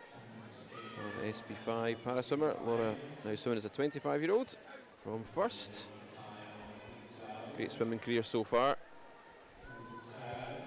So we'll see what time she can post in this event. Out in front at the moment now is Peyton Forbes, the Bucky swimmer, 13-year-old. So Peyton's entry 3:12.39. Alongside her now, just drawn up to her as this length goes on. Amelie McCusker, City of Glasgow, the 15-year-old. Pretty close though between these two, and now Tilly Lakey from Best. So very close here coming into the final turn. Peyton Forbes in lane number 4. It is Amelie McCusker getting in ahead there. I think it was Peyton Forbes that just got the touch there, but it was very close nevertheless between lanes 4 and 5. And can anyone make a little bit of a move? Can Tilly Lakey come back? Can Erin Faulkner come back as well? Erin Faulkner, one of the 2 swimmers who was under the 50-second mark. Lisa McNair was the other one right up there in lane number 2. Ksenia Mann as well. It's all closing up here as they come into the final stages of this one. The young 12-year-old Ksenia Mann really making a bid here with that pink cap of Dundee City Aquatic right at the top here. Not sure she's going to get in ahead of Peyton Forbes. Peyton Forbes will take that one just ahead of Ksenia Mann. And in third position, it's Amelie McCusker. Well, what a good battle there at the front of the field. 3:12.13 for Peyton Forbes. Ksenia Mann in second place. Amelie McCusker in third, all in the 3:12 range. They turn our attention back to Laura Pilkington. Speaking to Laura Pilkington in the Scottish Disability Sport Championship just a few weeks ago. And she's an athlete, an athlete rep now. She does the sports, Scottish Disability Sports. She's on the athletes committee. She is a very well respected swimmer. She's one that a lot of the swimmers can talk to. They go to Laura and she helps them sort out the things that they have their issues with. Here comes Laura Pilkington though. Can Laura Pilkington get inside that time? 4:42.47. She's had a great career. Giving us a right go, isn't she? She is indeed. Come on, Laura, into the finish, really strong. Laura Pilkington, great finish for her. What's it going to be? It's 4:34.26. Well, great swim from Laura Pilkington, inside the Scottish record mark. Fantastic. Well done, Laura Pilkington. She'll be absolutely delighted with that one. So that's our unofficial Scottish record. I think that's the first we've seen in over the whole weekend. That's fantastic. Oh, well done, Laura. Laura Pilkington there. She had to swim it on her own. She's used to that, though. She's used to being in the outside lanes of these competitions. And it's sometimes quite... it's difficult to swim long course sometimes for a number of swimmers, but for the para swimmers sometimes it's a lot easier. You don't have to negotiate the turns. Right, okay. Because Laura Pilkington wouldn't get much of an advantage off the turn at all. She won't get much push. So to actually just swim rather than have to do a turn, it's probably an advantage for Laura Pilkington, you know. And some of the visually impaired swimmers don't like the turns as well. They might have problems with the turns.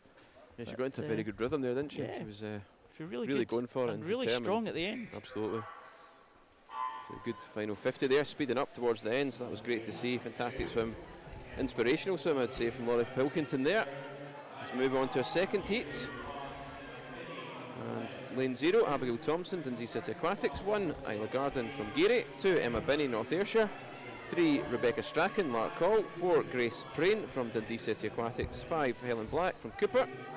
6, Iona Henderson, Rutherglen. 7, Lucy McLeod from First. 8, Gina Wren, City of Glasgow. 9, Morgan Higgins from Aberdeen Performance. So the times in this one ranging from 3:05.7 to 3:12.3. Favourite for this, Grace Payne, Dundee City Aquatics swimmer, and she is out quickest, 41:24 over the first 50. Good start there from Grace. Pretty close though between her and a few other swimmers, including the one next to her, who is Helen Black. So again, we've got a few youngsters in this one. Emma Binney and Gina Wren are both 13, taking on this 200 metre breaststroke. I hear often that 200 breast is one of the toughest because your arms just don't want to keep going at a certain point. So I'm saying that here because I'm not really a 200 breaststroker myself, I have to say. No, I didn't do it much either. 200 breaststroke. Looks like a really relaxed stroke there for Gina Wren from City of Glasgow, just closest to us in that picture there. Really good technique from the young City of Glasgow swimmer, the 13-year-old. Dundee City Aquatic again are to the 4 here. There, Grace Payne with that pink cap, the 15-year-old in lane number 4. She's been pressed though by Helen Black of Cooper. A few Cooper swimmers taking the starts here. We saw, I think, one this morning, and we've seen a few this afternoon. So the team from Cooper doing a good job. They're in the Midland District alongside Dundee City Aquatics, so maybe these two swimmers will know each other. Although Grace Payne, the 15-year-old, Helen Black, 17-year-old. And Helen Black will just take the touch there as they go over that final turn. Gina Wren still very much in the mix now, but she's got a couple of seconds to make up in this final 50. Gina Wren again, only 13 years old. She's of course her big sister Heidi Wren, so you wonder if Gina's also, apart from doing her own races, chasing her sister's times at the same age. Who knows? It's a bit of sibling rivalry. They're looking very strong at the moment, Gina. Very good technique there. She's very secure in third spot at the moment, trying to fight back to second. It does look like Helen Black will take this one. Very strong swimming there from Helen. Entry 3:06.80 and well under that, 4 seconds under that, 3:02.54 for Helen Black to take that one. Grace Prain also well under her entry there, 3:04.13. Gina Wren 3:05.14. Great swims across the pool there. Yeah, excellent swims indeed. Helen Black taking that one. Good strong last 50 there for Helen Black. And she takes it by a second and a half from Grace Payne. Gina Wren in third position. Good times for all. Here is the hot heat again. Hot heat. We're getting to love these. An added incentive for the winner of this heat.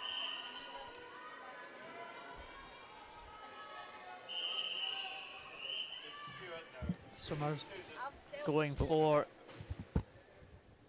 this Coco Croxford in lane 0.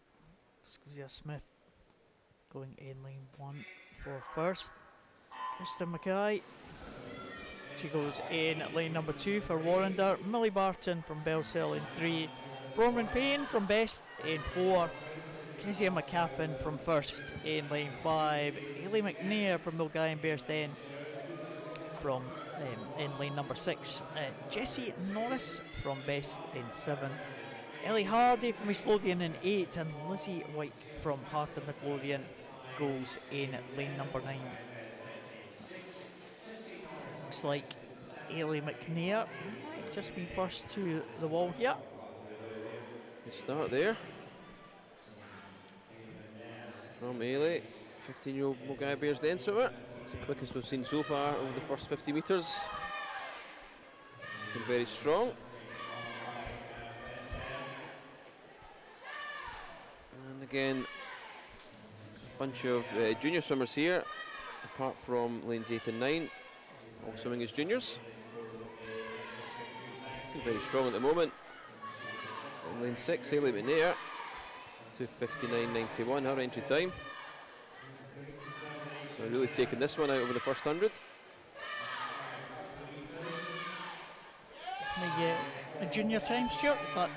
The junior time, 2:57, is that? 2:57.89.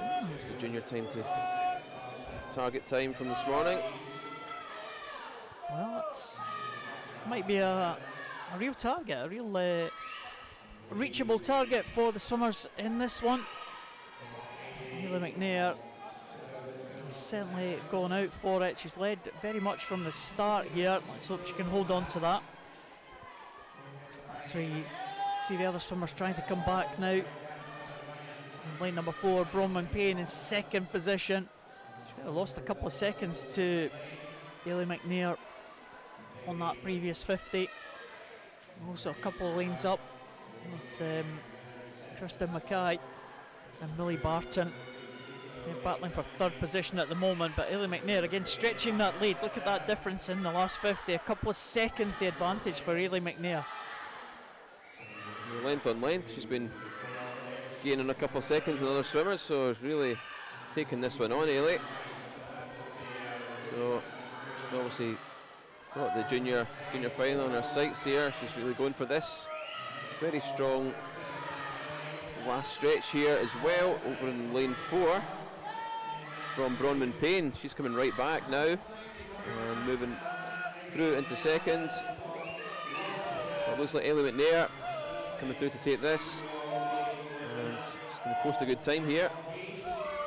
2:56.92 from Hayley McNair, and 3 minutes, just over the 3 minutes mark from Bronwyn Payne. 3 minutes and 14. 3:02.96 from Kristen Mackay. So it looks as if she will make that junior final. We'll wait for that to be confirmed, because we still have some swims to go. Great swim there from Hayley.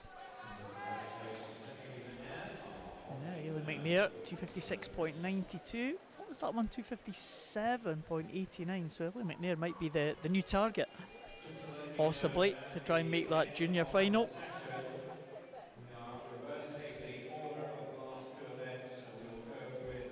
So we have the 200 metres breaststroke heat number 4 of the 5 heats. And there's the lineup for the 8 swimmers.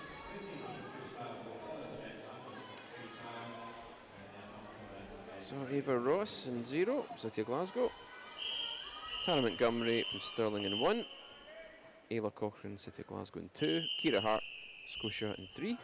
Macy Carty from Fauldhouse in 4. Kaylin Chan, North Ayrshire in 5. Ellie Craig Collins from Wallander in 6. Alana Wilson, Bellshill in 7. Evie Mackey from Lanark in 8. and Madison Gallagher from first in lane 9. So this is heat 4 of the women's 200 metre breaststroke. Seen some really good swims this afternoon.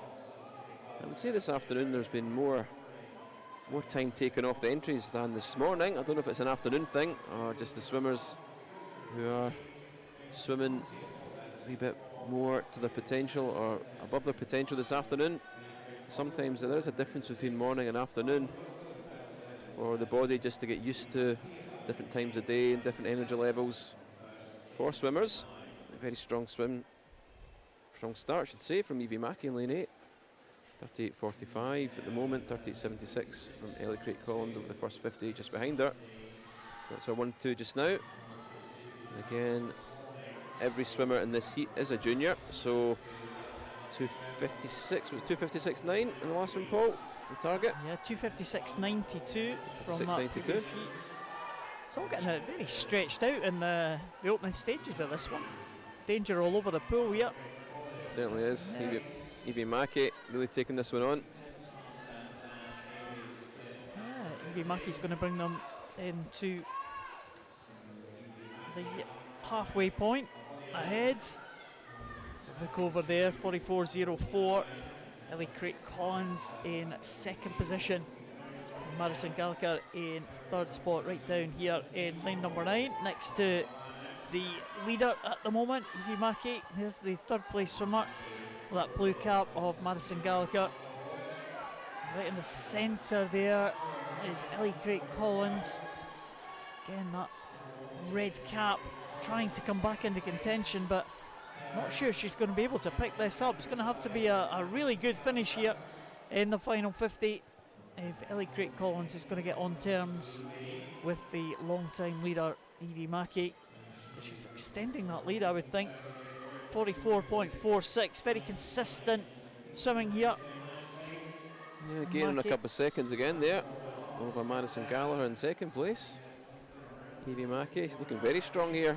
13-year-old swimmer for Lanark, I would think. 3:04.10 in that entry won't be too much of a problem here. Right out in front now. Fantastic swim here from Evie Mackey.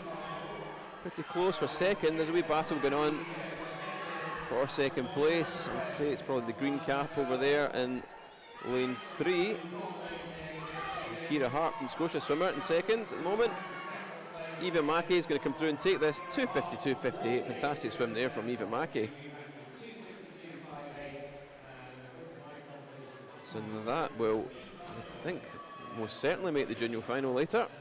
Madison Gallagher in second, 2:58.98. Third, Kira Hart, 3:01.64. What a swim there from Evie Mackey. She really just seemed to go up and up the gears as the race went on. Yeah, she did indeed. Great swim there from Evie Mackey from the front of the field, winning it by 6.5 seconds at the end. From Madison Gallagher, Kira Hart in third position there ahead of Tara Montgomery. And that said should be able to gain her a place in the junior final, you would think, with one more heat to come. Doesn't look like swimmer in lane 0. Do have Sarah Kay in lane number 1, Eden Fraser from Aberdeen Performance in lane 2, Victoria Grabowska, Western Bartonshire in 3, Ellen Denny from Gary in 4, Katie Towers from Lanark, she goes in lane number 5, Sarah Denson from Monifieth in 6, Amy Owenson from Best in 7, Carolyn Ray from Monifieth in 8, and Daisy McInnes from City of Glasgow in lane number 9. Daisy McInnes, the youngest in this field, the 13-year-old, goes down there in lane number 9, just to the left of your picture now with that blue cap of the City of Glasgow right at the bottom of the screen there. It's going well, leading them through. Victoria Grabowska, Amy Owenson in second position there, just ahead of Katie Towers. So yeah, not much in it in this first 50, just a couple of seconds separating the field, so still all to play for. Victoria Grabowska though, just about heading them as they come down to the halfway point. It's pretty close at the moment. I'm just checking the B final time, which is actually 2:52.63 for the B final. So Evie Mackey pretty close to that. I was trying to just find out her hundreds there to see how close she was, but yeah, come back to that she's one. just in it, 2:52.58, I think. 58, so she might well make a B final tonight, depending on what happens in this final heat here. Very good first 100 there from Victoria Grabowska, 1:26.59. Just in front of Eden Fraser, a second or so at the moment. But yeah, this one's a wee bit tighter than the previous two heats. So Victoria Grabowska, West Dumbartonshire swimmer. Her entry just below the 3-minute mark, 2:59.40. So there's one or two swimmers now coming back at her. See the swimmer just inside her, Eden Fraser from Aberdeen Performance. It's just drawn up alongside her. It's going to be all to swim for in this final 50 metres. I think Eden has just moved into the lead now. She has. See from the split there, she gained a second on Victoria over that previous 50 metres. Great turn there in lane 5. Yeah, a few of the swimmers just picking up the pace there, as we can see from the scoreboard here in the pool. Splits for those ones, it looks like it's going to be between 3 or 4 swimmers here. Looks like it might be Katie Towers in lane number 5, right up there, a few lanes up from her. Eden Fraser coming through strongly as well. Also going well, it might be Amy Owenson.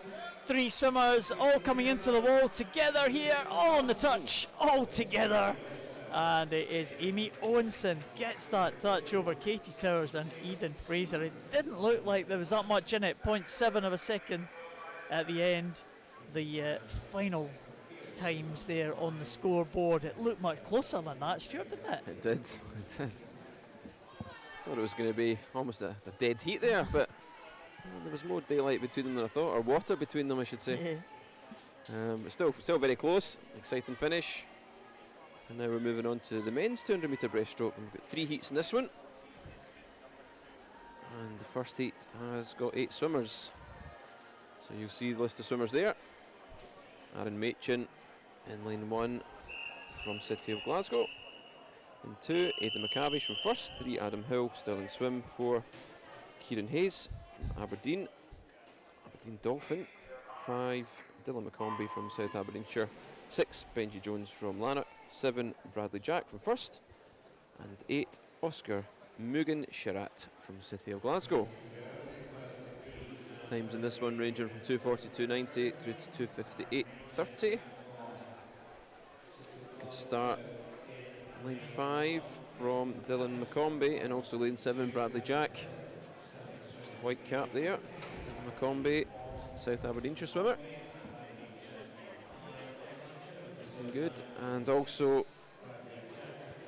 Benji Jones in lane 6. And I think it's Benji. Yeah, it's Benji that's quickest over the first 50 metres. 37.03. Good start from Benji.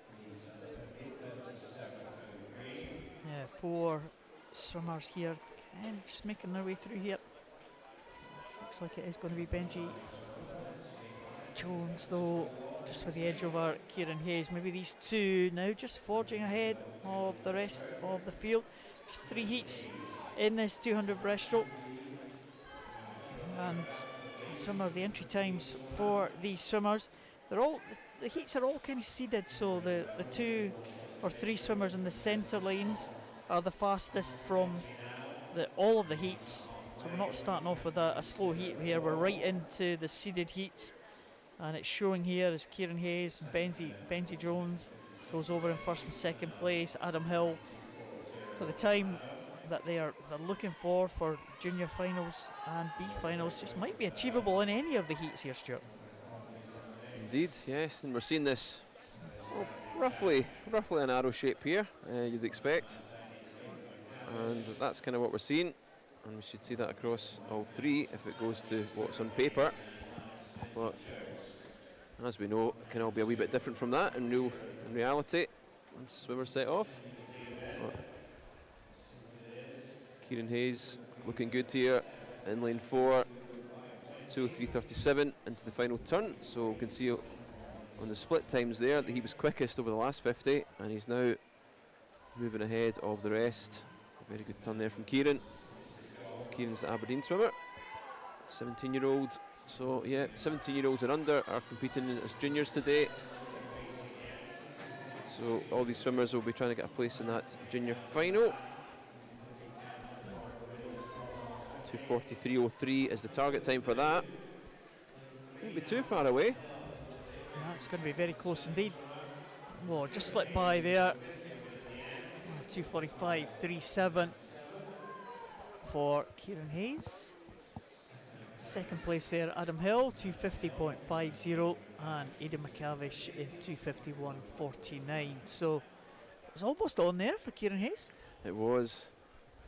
He just needed that wee surge towards the finish. I think he'd just a wee bit spent by that point, but still a good swim for Kieran.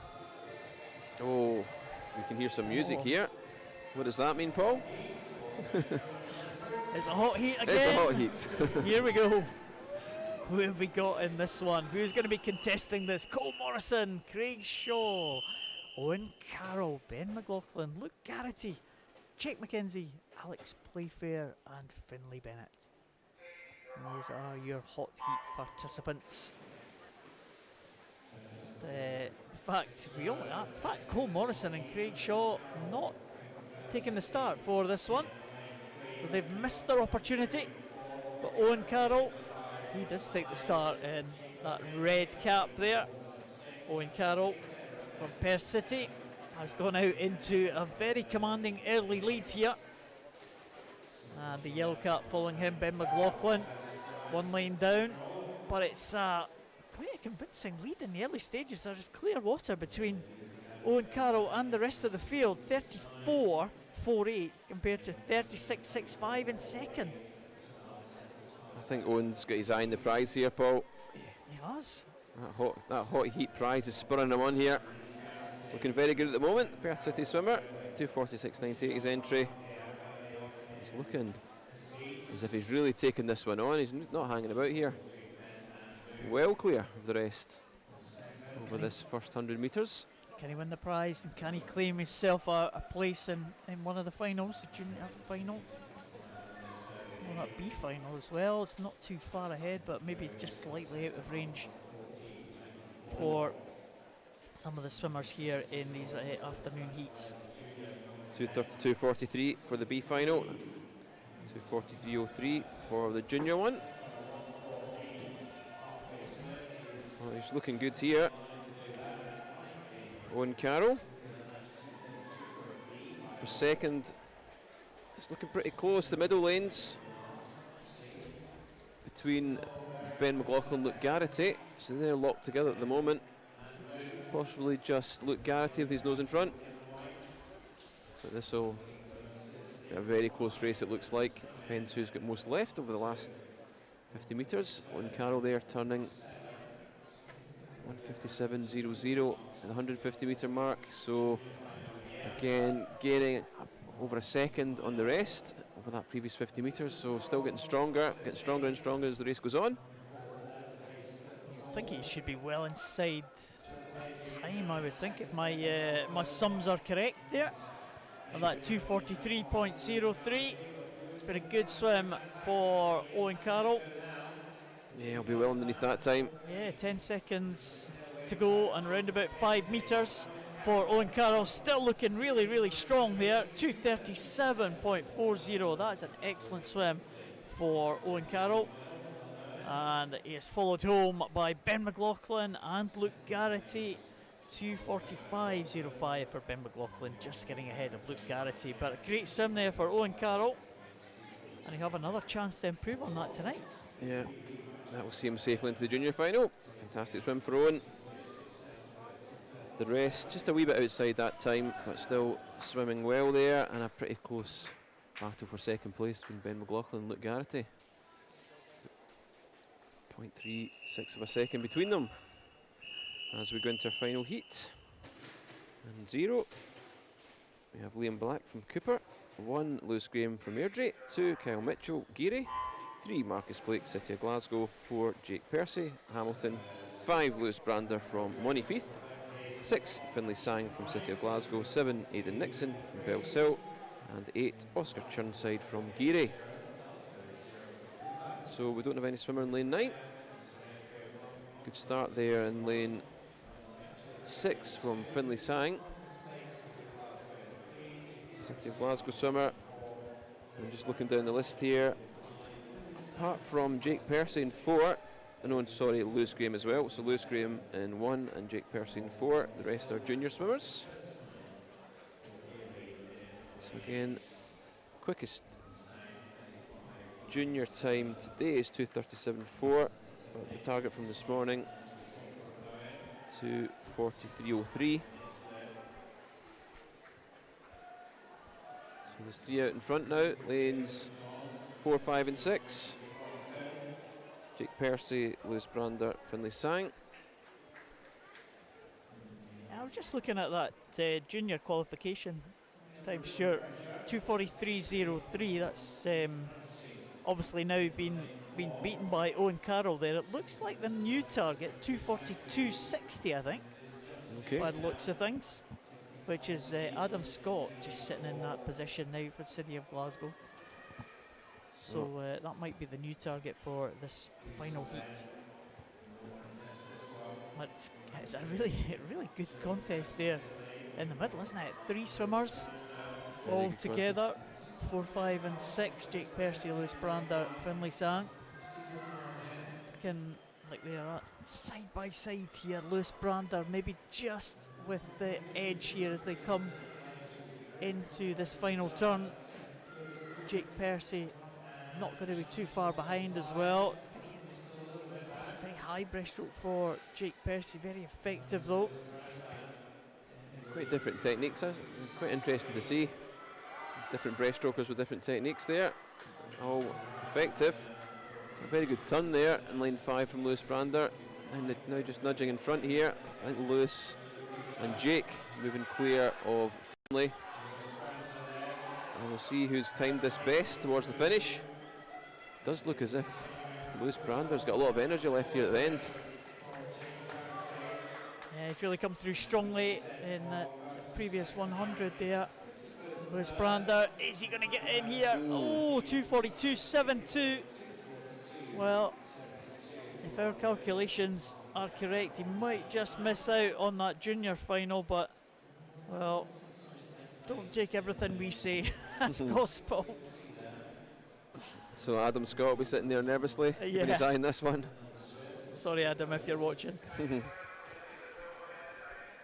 Hope he's not relying on us solely for his information.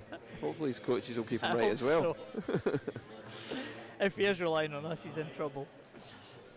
But good swim though as well at the front there from Lewis Brander. He really had a very good last 100 there to take that one in 2:42.72. Jake Percy in 2nd place in that heat. Finlay Sang in 3rd place. All top 3 swimmers under the 250 mark. So we move on to the next event. We're back to the quick fire events, not quite as quick as the 50s, but it is the 100 freestyle.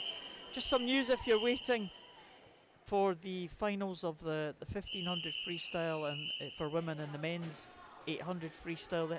The order in the programme has been switched, so we will see the women's 1500s before the men's 800s this afternoon. Back to the 100 freestyle. Got Laura Pilkington back in the water again after her heroics in the breaststroke. Abby Kane, another para swimmer, she goes in lane number 2. Have Kerry Sinnott from Bellsill in 3. Daisy McInnes, Scarlett Wilson and Anna Campbell in 4, 5 and 6, all City of Glasgow. And Macy Carty from Faulthouse in lane 7. So up to the turn, the first of the 78 heats, in fact, of this women's 100 freestyle. Macy Carty leads them through. Scarlett Wilson, again, only 0.2 of a second behind her. Kerry Sinnott in 3rd. Keep an eye on the 2 para swimmers. Abby Kane on her way to the Commonwealth Games if her nomination is confirmed. She's been nominated for the Scottish team. Visually impaired swimmer Abby Kane. up there in lane number 2. At the battle at the front of the field, looks like that has been won by Kerry Sinnott. 106.13. Macy Carty in second, Abby Kane in third spot. And again, Laura Pilkington is coming home. She's in the second half of this one, of the final length here on this 100 freestyle. Laura Pilkington saw that Scottish record in the 200 breaststroke. She's not the Scottish record holder in this one, but she'll be hoping to go a good time comparing to her entry time of 1:39.37. So let's have a look at Laura Pilkington's time. Laura Pilkington, 1:46.53 for her. Not quite the heroics that she did in the 200 breaststroke, but Laura Pilkington still looking strong at the finish there. Kerry Sinnott taking that one ahead of Macy Carty and Abby Kane. That was the top 3 finishers. So move on to the next heat. Okay. Great swim there from Laura. I didn't expect her to have the energy to get a PB in that one after her heroics in the breaststroke. Still a good swim nonetheless.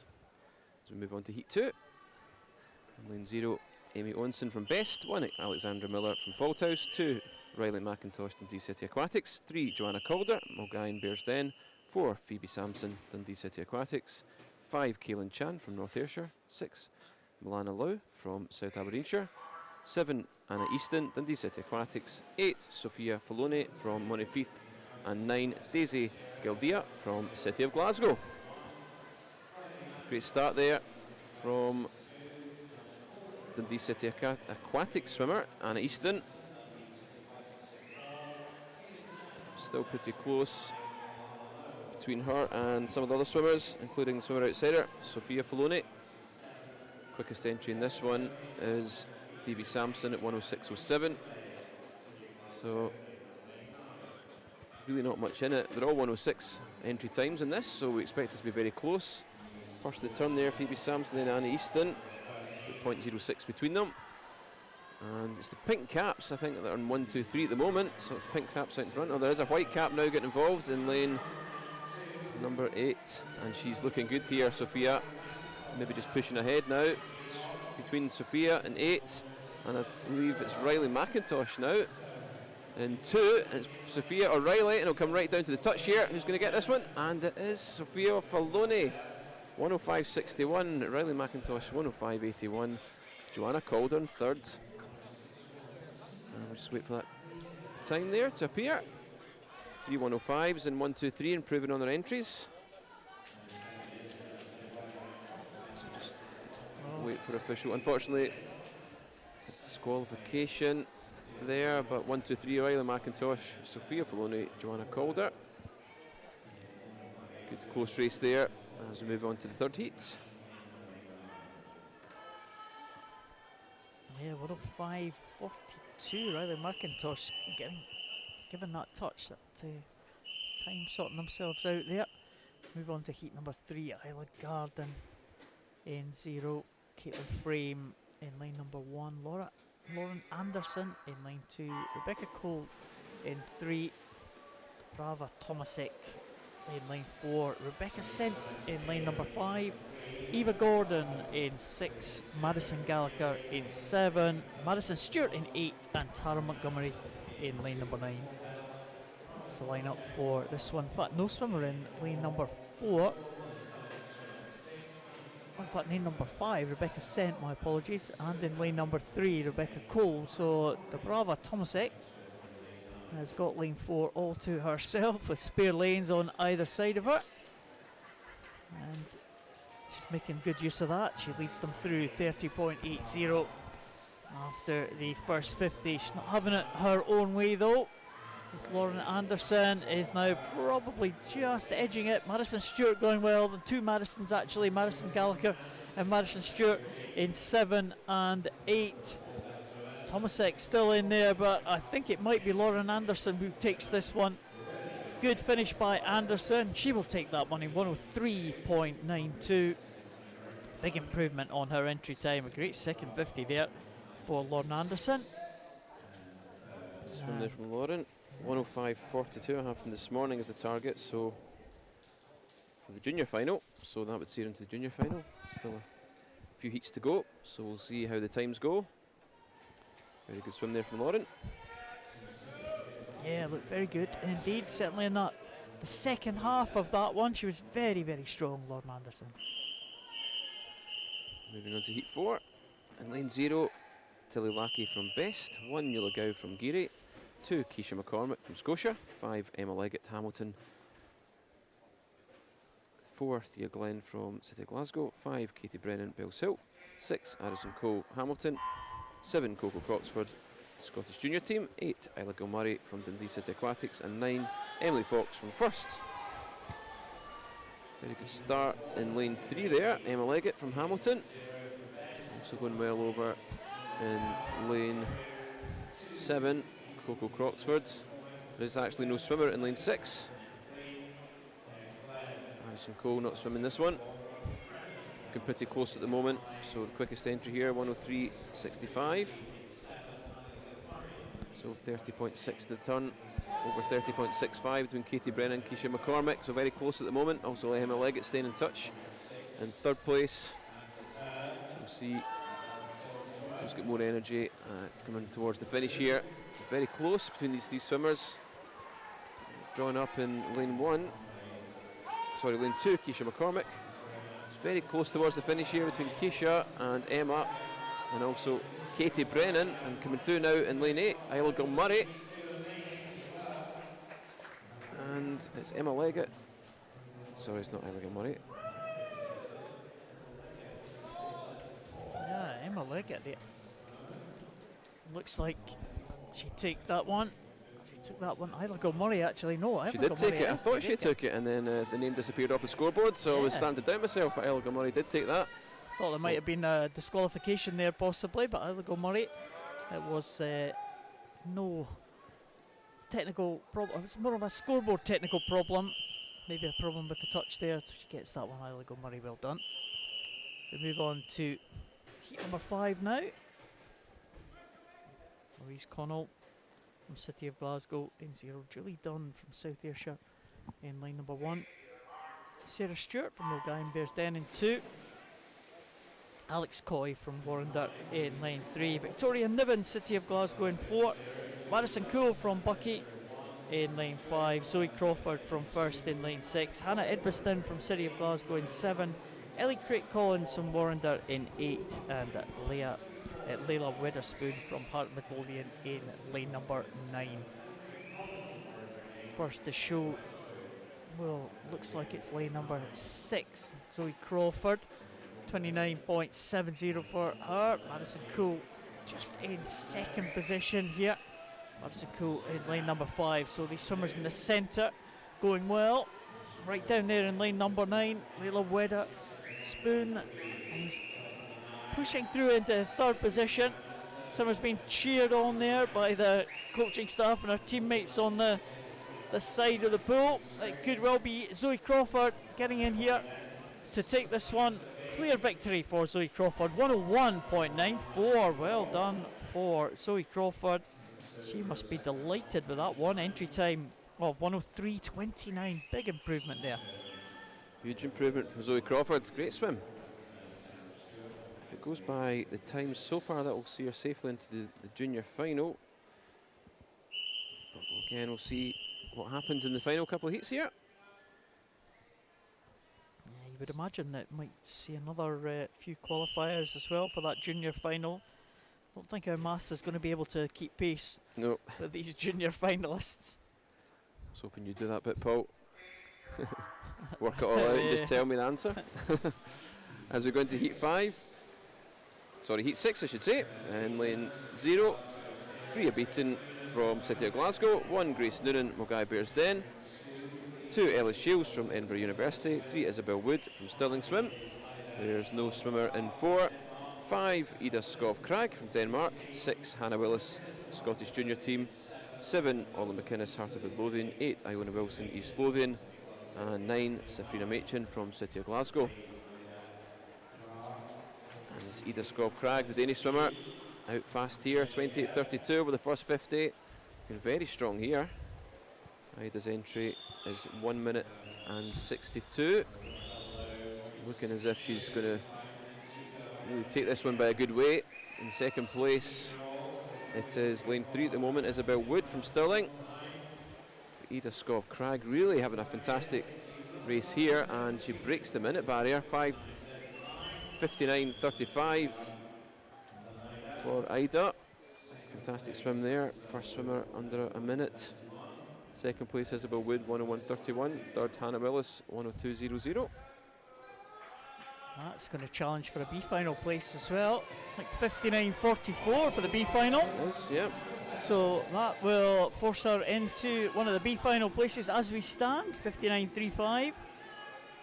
And it's a hot heat. It's heat number 7. Prize is up for grabs now.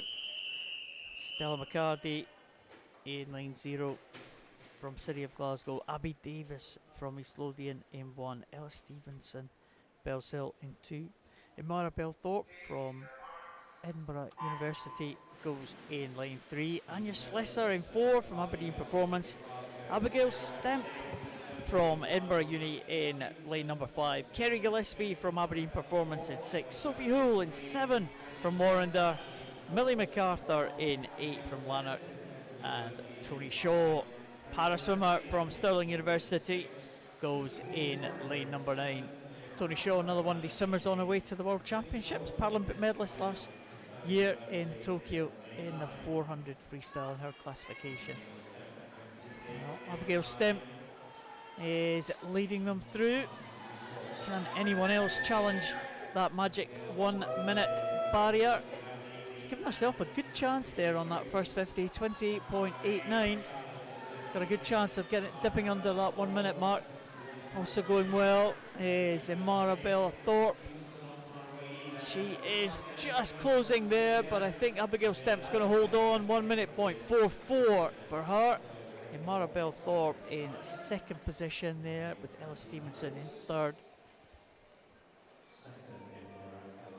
And Tony Shaw, 104.72 for the paraswimmer, just a second or so outside her best time. Good swims there as we go into the final heat. This is heat 8. Looking across the pool here, I think we have a heat full of swimmers here. So lane 0 we have Katie Rose from Warrender. Lane 1 Phoebe Arbuckle from Scottish Junior Team. 2 Amy Shields, City of Glasgow. 3 Lauren Pattison, Edinburgh University. 4 Emmy Hutchison from City of Glasgow. 5 Helen Stoddart, East Lothian. 6 Eve Mayer from South Ayrshire. 7 Ellie Sutherland from City of Glasgow. 8 Lucy Lucas from Edinburgh University. And 9 Kira Davidson from City of Glasgow. Looking very close on paper, this one. The 4 swimmers at the minute mark and a couple just over that, and up to 102. And a good start there by Emily Hutchison, 29.12. Lauren Patterson just behind her, 29.22. Eve Mayer, 29.24. So these girls kind of locked together on that turn, really. So this could go one of 3 or 4 ways at the moment. Going well in lane 3 is Lauren Patterson now coming through. And between Lauren and Emmy, I think, but coming right through now in lane 6, Eve Mayer. And Eve Mayer takes that one. 1:00.5 for Eve. Great swim there and a great finish. Lauren Patterson second. 1:00.76. Amy Hutchison 1:00.8. So very close to that one at the finish as we go into the men's 100 metre freestyle. Yeah, well done. Eve Mayer taking that final heat of the women's 100 freestyle. Move on to the men's 100 freestyle. 8 heats of this one. After that, we will have 1 heat of the women's 1500 freestyle and 1 heat of the men's 800 freestyle to finish the session off this afternoon. Swimmers in this first heat: Kyle Connolly from City of Glasgow in 2. Gregor Ross from City of Glasgow in 3. Fraser Cowie from North Ayrshire in 4. Nathan Lilly from Bells Hill in 5. Kyle Mossman in 6 from City of Glasgow. And Sam Downey back in again. The East Lothian swimmer, para swimmer for the Scottish national junior team. He goes in lane number 7. It's been a tough shift for Sam Downey this afternoon. It's that event. Yeah, he's not been too easy on himself here. Looking pretty good over the first 50 here. Under the 33-second mark. So he's going to challenge that time of 109.17, I would think. Gregor Ross leads them out. It's almost a diagonal line across the pool as they went past the halfway point, but closing up now is Fraser Cowie in lane number 4. I think Gregor Ross is just going to hold on though. He does in 1 minute .62. Fraser Cowie in second in 101.08. Nathan Lilly in 102.61. And Sam Downey was under the 110 mark, 109.73. Just 0.6 seconds outside his entry there, Sam, but strong swim. Once again, as we're going to heat 2. Lane 0, Bradley Jack from first. 1, Ewan Weir, Dundee City Aquatics. 2, Liam Johnson from Best. 3, Adam Phillips, Dundee City Aquatics. 4, Sam Curry from Perth City. 5, Lewis Husson from Stirling Swim. 6, Tom Armitage Thurso. 7, Charlie McLaren. And his teammate Andrew Smitten, both South Aberdeenshire. And 9, Ewan Gray from Cooper. Very close across the pool and entry here. All between a minute and 101. Quickest Sam Curry, 1 minute .08. Good start from Sam here in lane 4. Red cap there of the Perth City, and he's just a fraction in the lead over Adam Phillips, 27.79 over 27.88 at the turn. Lewis Husson not too far behind.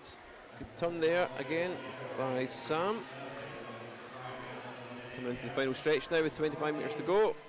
Sam and Stewart just inside him, Adam Phillips 1-2 at the moment, and Sam Curry looking very good here towards the finish. And I think he's going to stretch this lead a wee bit as he comes towards the touch, and he takes that one. Oh, 58.26, a great time there.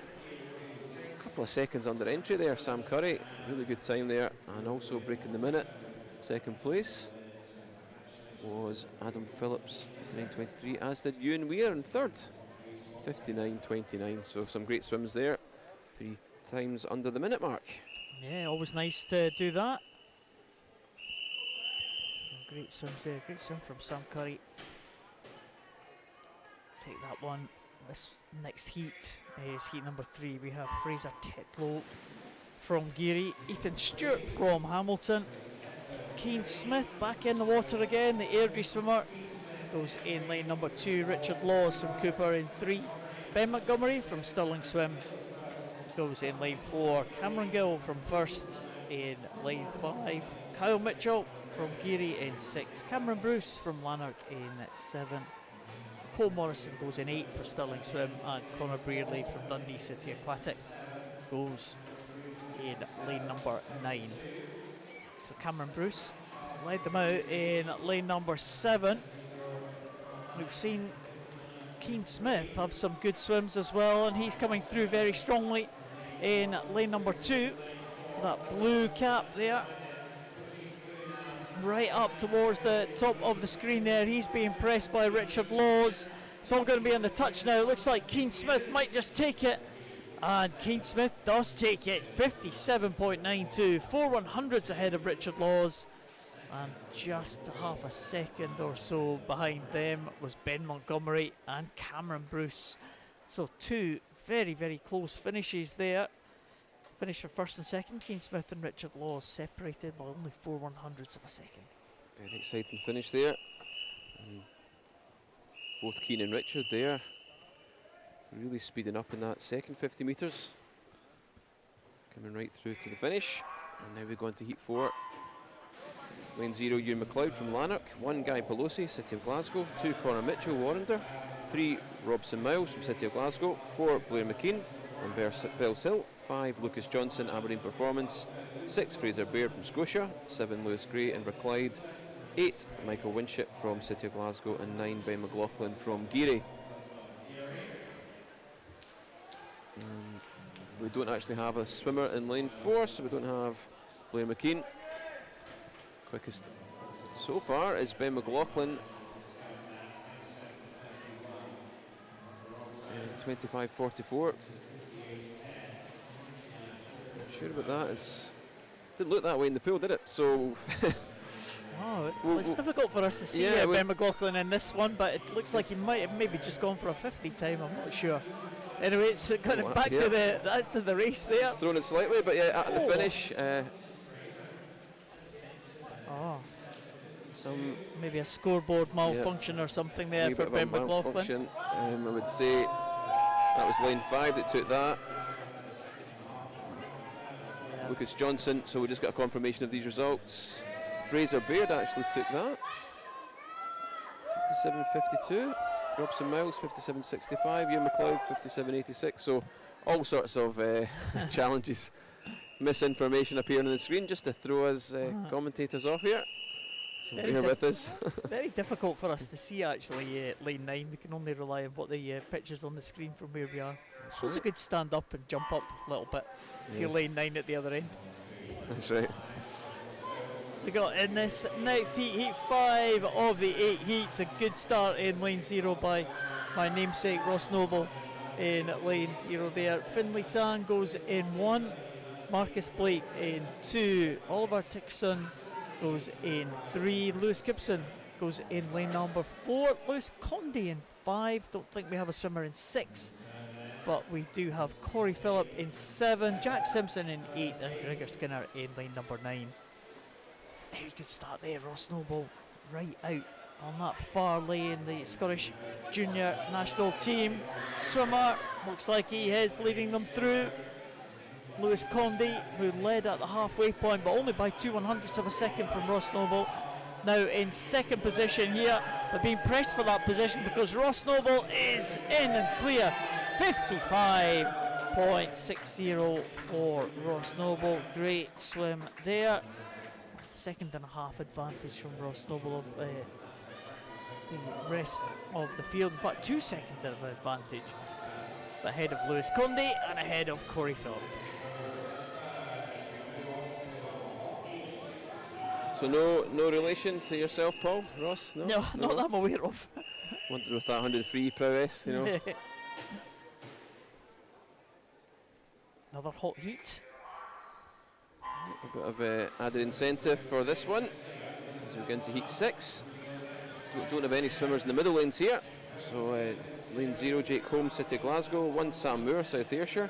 2, Ewan Beattie, Warrender. 3, Luke Porteous, East Lothian. Jumping over to 6, Ollie Carter, our S10 para swimmer from Stirling University. 7, Adam Ritchie from Warrender. 8, Ben King, Mulgai Bearsden. And 9, Guy Semple from Warrender. So it's Luke Porteous first to the turn there at 26.63. Looking very strong off the turn as well, Luke. And also going well over in lane 7 is Adam Ritchie. So it's between Adam and Luke out in the front there. And keep an eye as well on Ollie Carter from Stirling University in lane 6. As they come through towards the finish here, is the red Warrender cap here of Luke Porteous, no, sorry, Adam Ritchie, I should say, who takes that one. 55.81. Luke Porteous second place, 56.31. Sam Moore, South Ayrshire swimmer, 56.77. And Ollie Carter, 50, yeah, I'm correct the first time, 57.01. Ollie Carter, another one of the swimmers, will be making his way to his first World Championships in a couple of weeks' time. He's a Scottish record holder in that one. Just outside his record mark today. John Mackay goes in lane 0 for heat number 7. Kane Buchanan goes in lane number 1. Jonathan Venter in lane 2. We have Greer van der Meulen in lane number 3. Alex Thompson in 4. No swimmer in lane number 5. Max Pelosi goes in 6. Lewis McKean goes in lane 7, Mark Innes in lane 8, and Matthew McMillan in lane number 9. Lewis McKean Had the best start there, but look at Very how close fast it reaction was. time. Yeah, look at how close it 0.45. was there. Yeah, we have Lewis McKean there still leading them through in lane number 7. And lane 6 coming through very strongly now, Max Pelosi. And maybe Alex Thompson as well in lane number 4. Into the finish though is Max Pelosi, Greer van der Meulen and Alex Thompson. That's the top 3. Oh, we do have a disqualification. I think you spotted it, Stuart. Yep. I thought that reaction time was too good. And it was 0.45 seconds there, so unfortunately a disqualification. Lewis McKean. So we move to our final heat. So no empty lanes for this one. So in 0, Johan Bem. Is that Cavendish? Cavan, I think. Cavan. One of the Irish swimmers, probably. One of the Irish swimmers, Johan Bem. Just checking that one from Cavan. In 0, Callum Sinclair with Slovene in 1, Cena Gulen, Warrender in 2, Travis Davey D in 3, Jamie Ferguson, Matthew Brown in 4 and 5 from Aberdeen. 6, Callum Dunn, South Ayrshire. 7, Murray Dixon, Stirling Swim. 8, Kian Hampson Bihaya, I should say, from Warrender. And 8 and 9, Lewis Moore from East Kilbride. Jamie Ferguson quickest over the first 50 there, 26.20. Pretty close though. Travis Davey only 200ths behind. A very good turn there again from Jamie Ferguson. Looking very good just now. And powering towards the end here. And the 2 swimmers next to him, Travis Davey, Matthew Brown, looking good for 2nd and 3rd, but we'll see who gets that one on the touch. But Jamie Ferguson takes that one, 54.07. Great swim there from Jamie Ferguson. Travis Davey in 2nd, 55.20. Matthew Brown, 55.44 in 3rd place.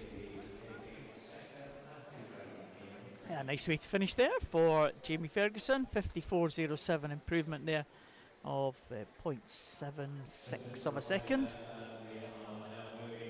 So, as I said earlier, we have changed the order slightly from the published programme. We were due to have the men's 800 freestyle. We've now got the women's 1500 freestyle instead. The men's 800 will follow this. The women's 800. Sorry, let me start again. The men's 800 will follow the women's 1500. And we have the women's 1500 now. Yeah, they like to throw these wee curveballs, don't they, Paul? Just change the order of things, just to confuse us. That's fine. Not sure if we have got lane number 5, but we do have 5 swimmers taking the start for this one. We'll have 3 swimmers side by side, and they will be Nulagau from Geary, 17-year-old, right at the top there in lane number 2. Jory Horn from City of Glasgow in lane number 3, and Caelan Hall in lane number 4 for Aberdeen Performance. No swimmer in 5, but we will have Phoebe Arbuckle from the Scottish national junior team in 6. Caris Mooney from City of Glasgow in lane number 7. Phoebe Arbuckle, the youngest in the field at 14. Caris Mooney, next youngest at 15 years of age. All these swimmers looking for, well, Caelan Hall the fastest on 17.25, down to Caris Mooney on 18.42. So get yourselves comfortable. Absolutely. Fast start here from Caelan Hall. She's not hanging around at the beginning of this 1500. I was trying to open up some water between her and the rest early on. So she is quite a margin the quickest on entry. Almost 30 seconds quicker than Jory Horn, who's the 2nd quickest on entry. So it'll be interesting to see how this one goes as time goes on. The swimmers racing their own race as well as each other over this 1500 metres. Are you a fan of this event, Paul, as a swimmer? I never actually competed in a a 1500. I never really, it wasn't an event that was offered to para swimmers at the big competitions. There was an 800. We used to do 800s from time to time, but there wasn't a 1500. So, but we used to do a lot of them in training. Mm-hmm. So they're always a good test of stamina. It was always very competitive if you did them in training. You know, you always had your club mates alongside you, so it always kind of helped you along. But it doesn't look like Kaelin Hall's going to have much company at the front of the field here. It's often, we do quite often see the swimmers, the faster swimmers, actually catch up the slower swimmers at the end of the late and try to lap them, and that kind of, you know, gives a little bit of incentive to the swimmers at the front of the field, because you can have big gaps in the 1500. And well, that's around about a 110 for Kaelin Hall there. And just looking at the entry time, she's, I think as you said, Stuart, she's 1 minute 17 ahead of the slowest swimmer, so that might be a target for her as we get into the closing stages. She can catch some of the swimmers going in the other direction. That's right. I suppose if the swimmer's close to them and they see them lapping them, they might be a bit disheartened, or does it spur them on? Bit of both? Yeah, I think so. I think it does spur people on for a small period of time. I think people get a little bit of a spurt and then probably go back to their their natural stroke. I think the swimmer, it's very difficult to know what the tactics of the swimmers are going to be here. It looks like Kaelin Hall's gone out to a very fast start. We might find some people just going, you know, relatively steady and trying to build through the 1500. I mean, some people will do maybe 500 steady, then build it over the next 500, then get faster again on the third 500. Or they might do it in 200s or 300s even. So it's very difficult to tell what the tactics are. We'll keep an eye on the splits, and just to see how the swimmers are doing, and what we might be expecting in terms of a final time. It's good that we've got these splits for each 50. So you see Kaelin Hall there, 35.20. It's gone through there. I can tell you Phoebe Arbuckle in second position's gone through in 36.79 for her previous 50. So Kaelin Hall just taking a second and a half out of the rest of the field here. Kaelin looking very strong.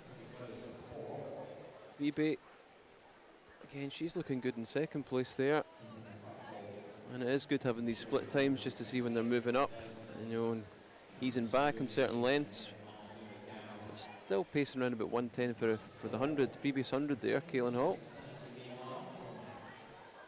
And Jory Horn around about 36 second split there as well, so just keeping counting the lengths I don't have a problem with, I think, swimming this event.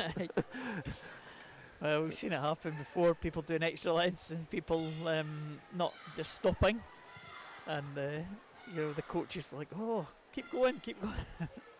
Can they actually see these boards, or is that just more for everyone else's benefit? Yeah, you can probably see it. You can probably see it if you can concentrate on what you're doing. Some people will raise their head, possibly. We see that more in open water, I think. It's for a directional thing in open water. People raise their head at the front of the freestyle. I used to try and look over my like almost under my arm on the way out. If I could do that, if my eyes were good enough, if I had my magnified goggles on, I could manage to see that sometimes. So, but, everybody will be different, I think. Kaelin Hall, 36.42 for her in that previous 50, 5:49. Just easing back slightly in that last 100. Still pretty consistent. I would say second and third place is not decided by a long way. You know, it's still early days. Only a third of the way in. Phoebe Arbuckle and Jory Horn. Jory's actually got a quicker entry time. So we'll see if she gets stronger as the race goes on. And if it stays the way it is. It's very tactical, this. I suppose it would depend on energy levels as well. how much porridge I've had for breakfast, that kind of thing.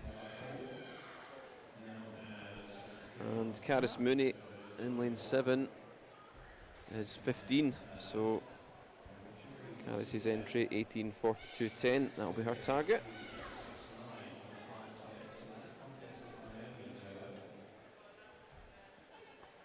And 600 metre mark there, 7:02.16. Yeah, just slipping on to the 112 range, around about 112-ish on the last couple of 100s. Kind of started off on a 110, went to 111, we're down to the 112s now. But that was a slightly faster 112 on that previous 100 to go over the 600 mark. In second position, Phoebe Arbuckle, who has an advantage over Jory Horn of something like 4 seconds. There's no one else in shot here, as we see Kaylin Hall go over at the turn. But yeah, Jory Horn and Phoebe Arbuckle look like they're in a good contest for second position in this particular heat. It's Kaylin Hall, well, it's away and clear down to the 700 mark.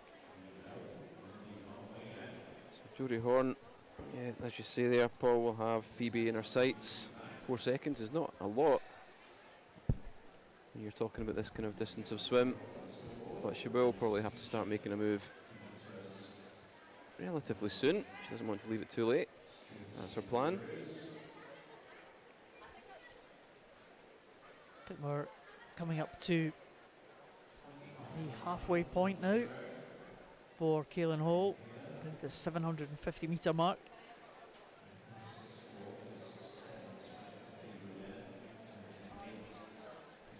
I'll just keep a check on the times as she goes through.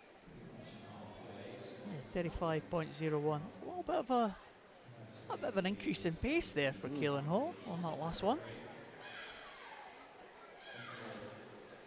Yep, she's speeding things up a wee bit again. Where we're sitting, we can see some green numbers on the board, which means they've been quicker in the last 50 metres than the previous 50 before that, so that always helps us. So wee green numbers mean they're increasing the speed. Red means they're kind of not quite as quick as they were in the previous 50. So yeah, 100 metres there.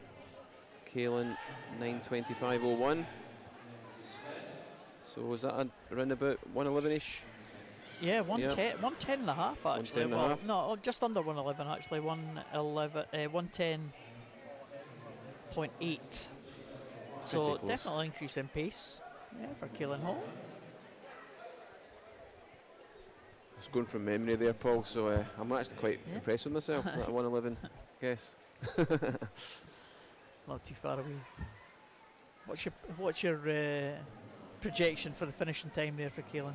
Oh, now you're asking. I'm gonna come down. I'd hate to get it wrong. What needs that wee fancy sort of, calculator that we use every so often. I don't have it to hand. Don't give away the tricks. I think it's going to be a good time. Good time. Yeah, that's good. Edge your bet. 17:25. I think she'll come under that. Yep. So going down. Very non-specific. Well, we'll come down to 900 here. Let's see what kind of time that she's doing for this one. 10:36.66. So that's a 111. Yeah, pretty steady. She's got 600 to go. She does a 110 for our final 600s. Maybe a bit of a tough ask. I'm maybe setting her a high target here. So what's that? 7 minutes on top of this, so that'll be 17:36. So there you go. Maybe around about 17:40 possibly. 17:25 her entry time. Yeah, it's going to be a tough ask, isn't it? Unless she really ups the pace.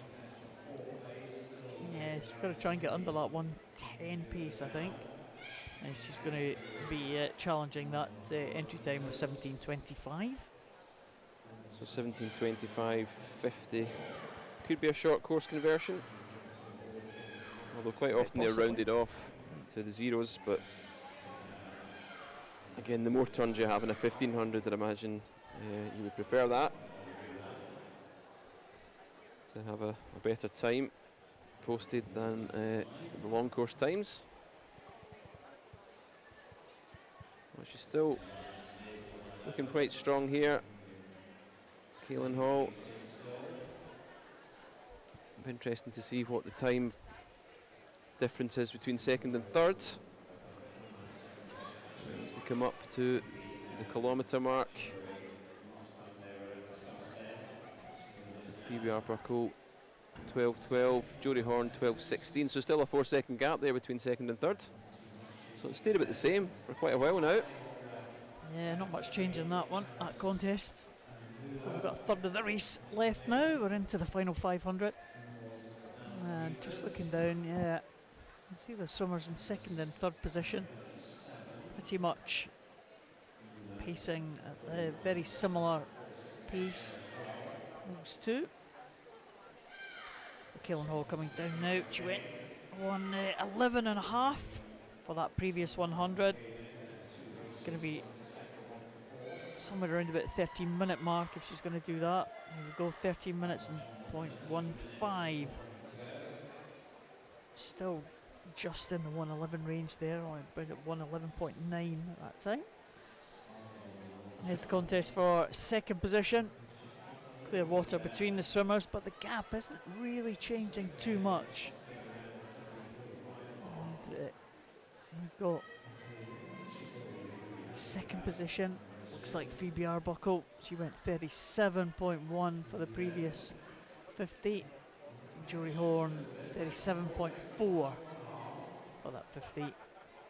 And the gap still remains at 4 seconds. Impressive swim from Phoebe. 13-year-old swimmer, swimming as a 14-year-old in the Scottish junior team. So doing very well at the moment. Kaylin Hall here. Should be able to work out a split a bit easier this time. It was a 13.0015, so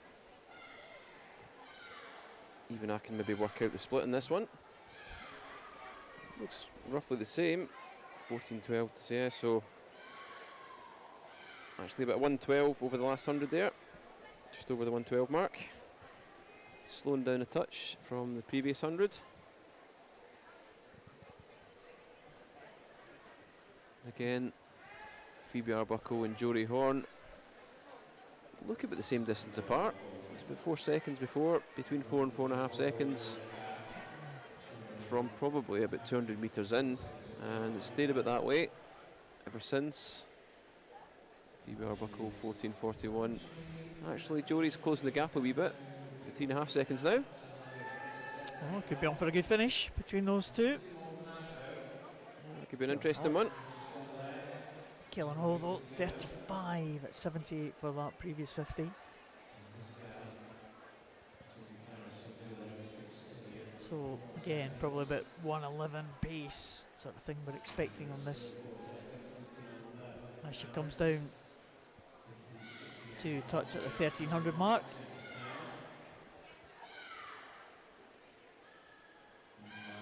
Nice head-on shot there, just showing the technique of Kaylin Hall. And she goes through clear in first position, going through in 15:25.14. Just slowing up a touch there, almost 113 pace now, so see what she does over the last 150 or so.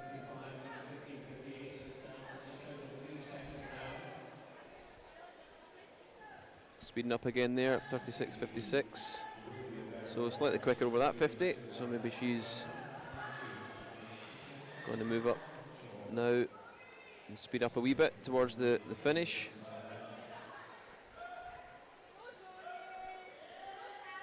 I think Jodie Horn's pulling up a wee bit in Phoebe Arbuckle here. We'll see what the gap is now.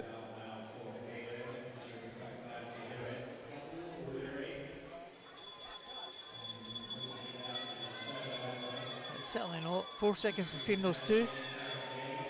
As Kaylin Hall takes the belt. 2.5 seconds now between Phoebe and Jory. And you can just see Kaylin Hall now sensing that the end is in sight, and just quicken up her stroke here. And she might well lap the swimmer in lane 2 here. You look out, geary swimmer. Maybe that will drive her on towards the finish. She's got a wee bit of a contest to get to that end of that pool first in the last stretch. Well, we thought she might just catch one of the swimmers in the closing stages of this, and that's what's happened. Was the battle just going through for second position. But here comes Kaylin Hall. It's going to be somewhere inside the 1740s, I think. She comes into the finish now. Kaylin Hall in 1746.98. 34.75 on that final 15. Good strong finish there. She still has something left, and it's going to be a right battle now between Jory Horn, who's coming back at Phoebe Arbuckle, and Jory's left something for the finish, and she's drawn right up alongside. I think she's actually moved into the lead. And Jory Horn now, Jory's going to take second place. Really good finish here from Jory Horn, and she takes second. And she does at a time of 18:18.96, just behind her Phoebe Arbuckle, 18:19.98. So a great finish there from Jory Horn. As we suspected, Jory just leaving something for the finish there. Yeah, she did indeed. She is great last 100 metres there from Jory Horn. For the last 200 or 300, she was closing very, very slightly, but an excellent swim there in that last 100. Jory Horn, Phoebe Arbuckle. She finishes in 18:19.98 with an entry time of 18:24.90. So Phoebe Arbuckle will be delighted with that one, I'm sure. Disappointed just to get beaten at the end, but our time has been great there.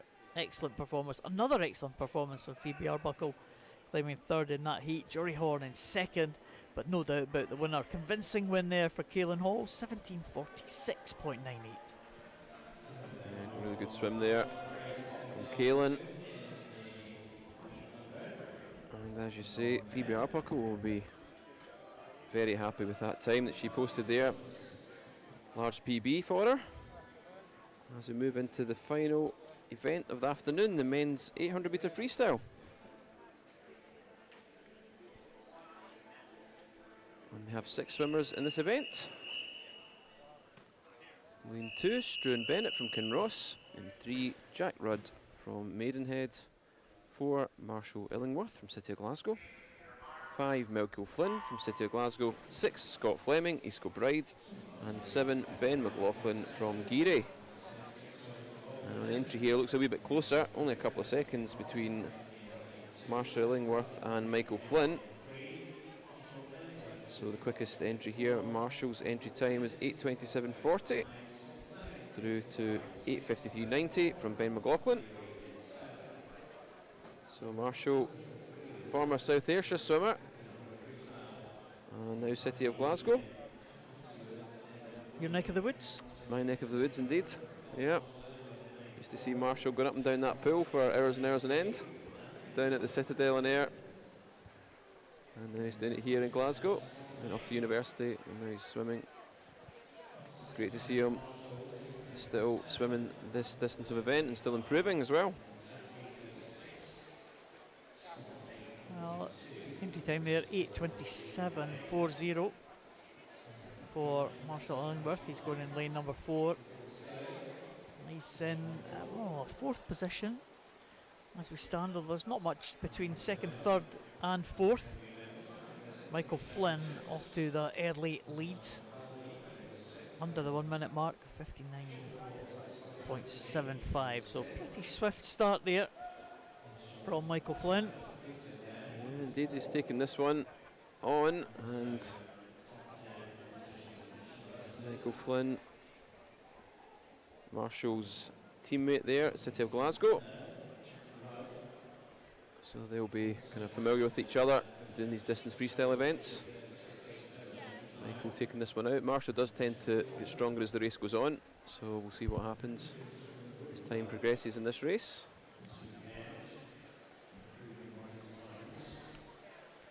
Looks like Marshall and Jack are both just increased their speed over the last 50 there. 2:03.58 at the 200 metre mark. So pacing about 104 just now. Yeah, Michael Flynn, that one. Jack Rudd in second position, Marshall Illingworth in third place. Jack Rudd just up there in lane number 2. Lane number 3, sorry. In second position, Jack Rudd. Just check the split times there. Michael Flynn, 32.22. Just extending his lead there over Jack Rudd and over Marshall Illingworth. As they come down to the 300 mark. Just check the splits, see if it's going to be somewhere around about 307-ish. It's about that. 308.26. So about 104, 104 and a half over the last 100. Yeah, about that. He's not hanging about here, Michael, is he? Really going out in front here. Yeah, they'll be down as they hit the bottom end this time. They'll be down to the halfway point.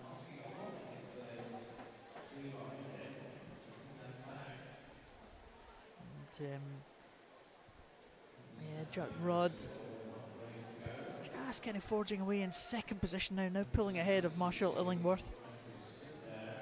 We're not halfway point yet though, so just got to watch and see if anyone's tactics have come through strongly in the second half. I think it's going to be a very interesting second half to this race. And we've also got two 16-year-old swimmers, Scott Fleming, Ben McLaughlin, in lanes 6 and 7. So these boys are also going pretty well at the moment. Scott Fleming on good form in these longer distance freestyle events at the moment. East Kilbride do produce a lot of good swimmers over this distance. I think Nicky Miller is the 1500 meet record holder. So another East Kilbride, former East Kilbride swimmer, Nicky. Well, Michael Flynn's dominated this one from the front. Can anyone challenge him? It's a very good first 50 of the second half of this race. 32.86. That's kind of faster than anyone else in the field at this stage. Although everyone kind of picking up the pace there. You talked about the green numbers on the screen, Stuart, and almost everyone in that previous 50 was in the green. Absolutely. I think Jack Rudd is drawing up here. He's really speeded up over this last 50. Last 100, I should say. So in my calculations, there's about a 103 over the last 100 there for Jack. So Michael Flynn now about 3 seconds or so ahead of Jack. Marshall Illingsworth just sitting back there a wee bit. Another 8 seconds back from Michael.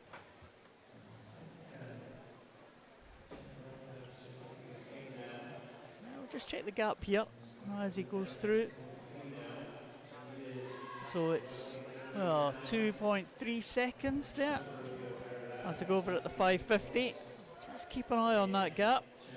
Yeah, that gap closed a wee bit there. Again, I think it's about 3 seconds down to 2.3. So Jack Rudd is having a good go at this. And Michael Flynn is not having his own way, certainly. Well, Jack Rudd's still got a chance to pull up here. So only at the 600 mark now. 625.59. So we're looking for somewhere probably in the region of something like 8:35-ish, maybe, around about 8:30 mark, possibly. Jack Rudd is looking like he's got an entry time of 8:36, and Michael Flynn with an entry time of 8:29.90. So both of them could be on for good times here. Do look as if they're on for a good time. Marshall's really going to have to make a move now. Can't leave it much later than this. Just going to try and drop in these boys at all. It's looking, again, I think it's looking a bit closer now between Michael and Jack. Well, they're going to come and take the bell at this one. 700-metre point of this 800. And it's very much closer than it was. Ooh, a lot closer. Half a second. This is going to be a good race. The final 100 metres.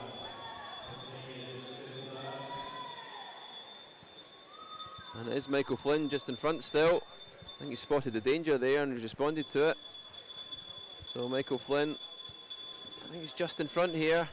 Jack Rudd now coming back at him. So Michael and Jack, who's going to turn first into the final turn? Well, neither of them have gone to their feet very much now, but here is Michael Flynn now going to his feet, as did Jack Rudd, and it looks like Michael Flynn might have just got the edge here over Jack Rudd. It looks like he has kept something in reserve for this final 50, and it looks like Michael Flynn is now going to head home here. It's going to be a good time for these two, around about the 8:30 mark. As I said, 8:32.43 for Michael Flynn. Jack Rudd in second, 8:34.32. Who'll be pleased with that one? That's inside his entry time. Here's Marshall Illingworth now, coming in for third position. He gets in an 8:47.78. Scott Fleming in fourth position. And looks like it is Ben McLaughlin in fifth place. It was an exciting finish there, wasn't it? Yeah, I just thought Jack Rudd was just about going to do it, but Michael Flynn had enough in reserve for that final 50. That's a very good swim from Michael. Went out on the lead at the start, held on to it. Went out really far ahead at one point, was pulled back a wee bit and then responded and took it in the finish. Good race from Michael. And I think that's the final swimming action, Stuart, for this afternoon. Yeah. So, thanks very much for your company, and some good swims there. Some people, it's good to see some people forcing their way into the finals tonight. Some of the finals, the junior finals, we had a couple in the B final as well. So it's always good to see these swimmers in the afternoon session do that. Absolutely. The backstroke particularly sticks out in my mind, both male and female 100 backstroke. I think quite a few of these pushed their way into the junior finals. So, yeah, a lot to swim for tonight. It's going to be exciting. Coming back this evening. Yeah, the final session. I think it's a bit an earlier start, isn't it? It's 4:30 tonight.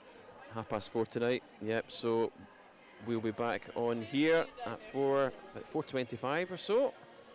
And this evening session, is it yourself, Paul, back this evening? Yeah, myself and Ian Wright as well. Should be joining me on the live stream tonight. One of the coaches, one of the Scottish coaches and former coach, obviously, at the Glasgow swim team as well. So it's been a good afternoon of action. Thank you very much, Stuart, for your company this afternoon. You'll be back on the venue tonight on the announcing, and I'll be back on the live stream. So don't miss the final session from this Glasgow International Swim Meet. It is going to be a cracker. See you in just over an hour. Will do. Thank you, Paul. It's been a pleasure.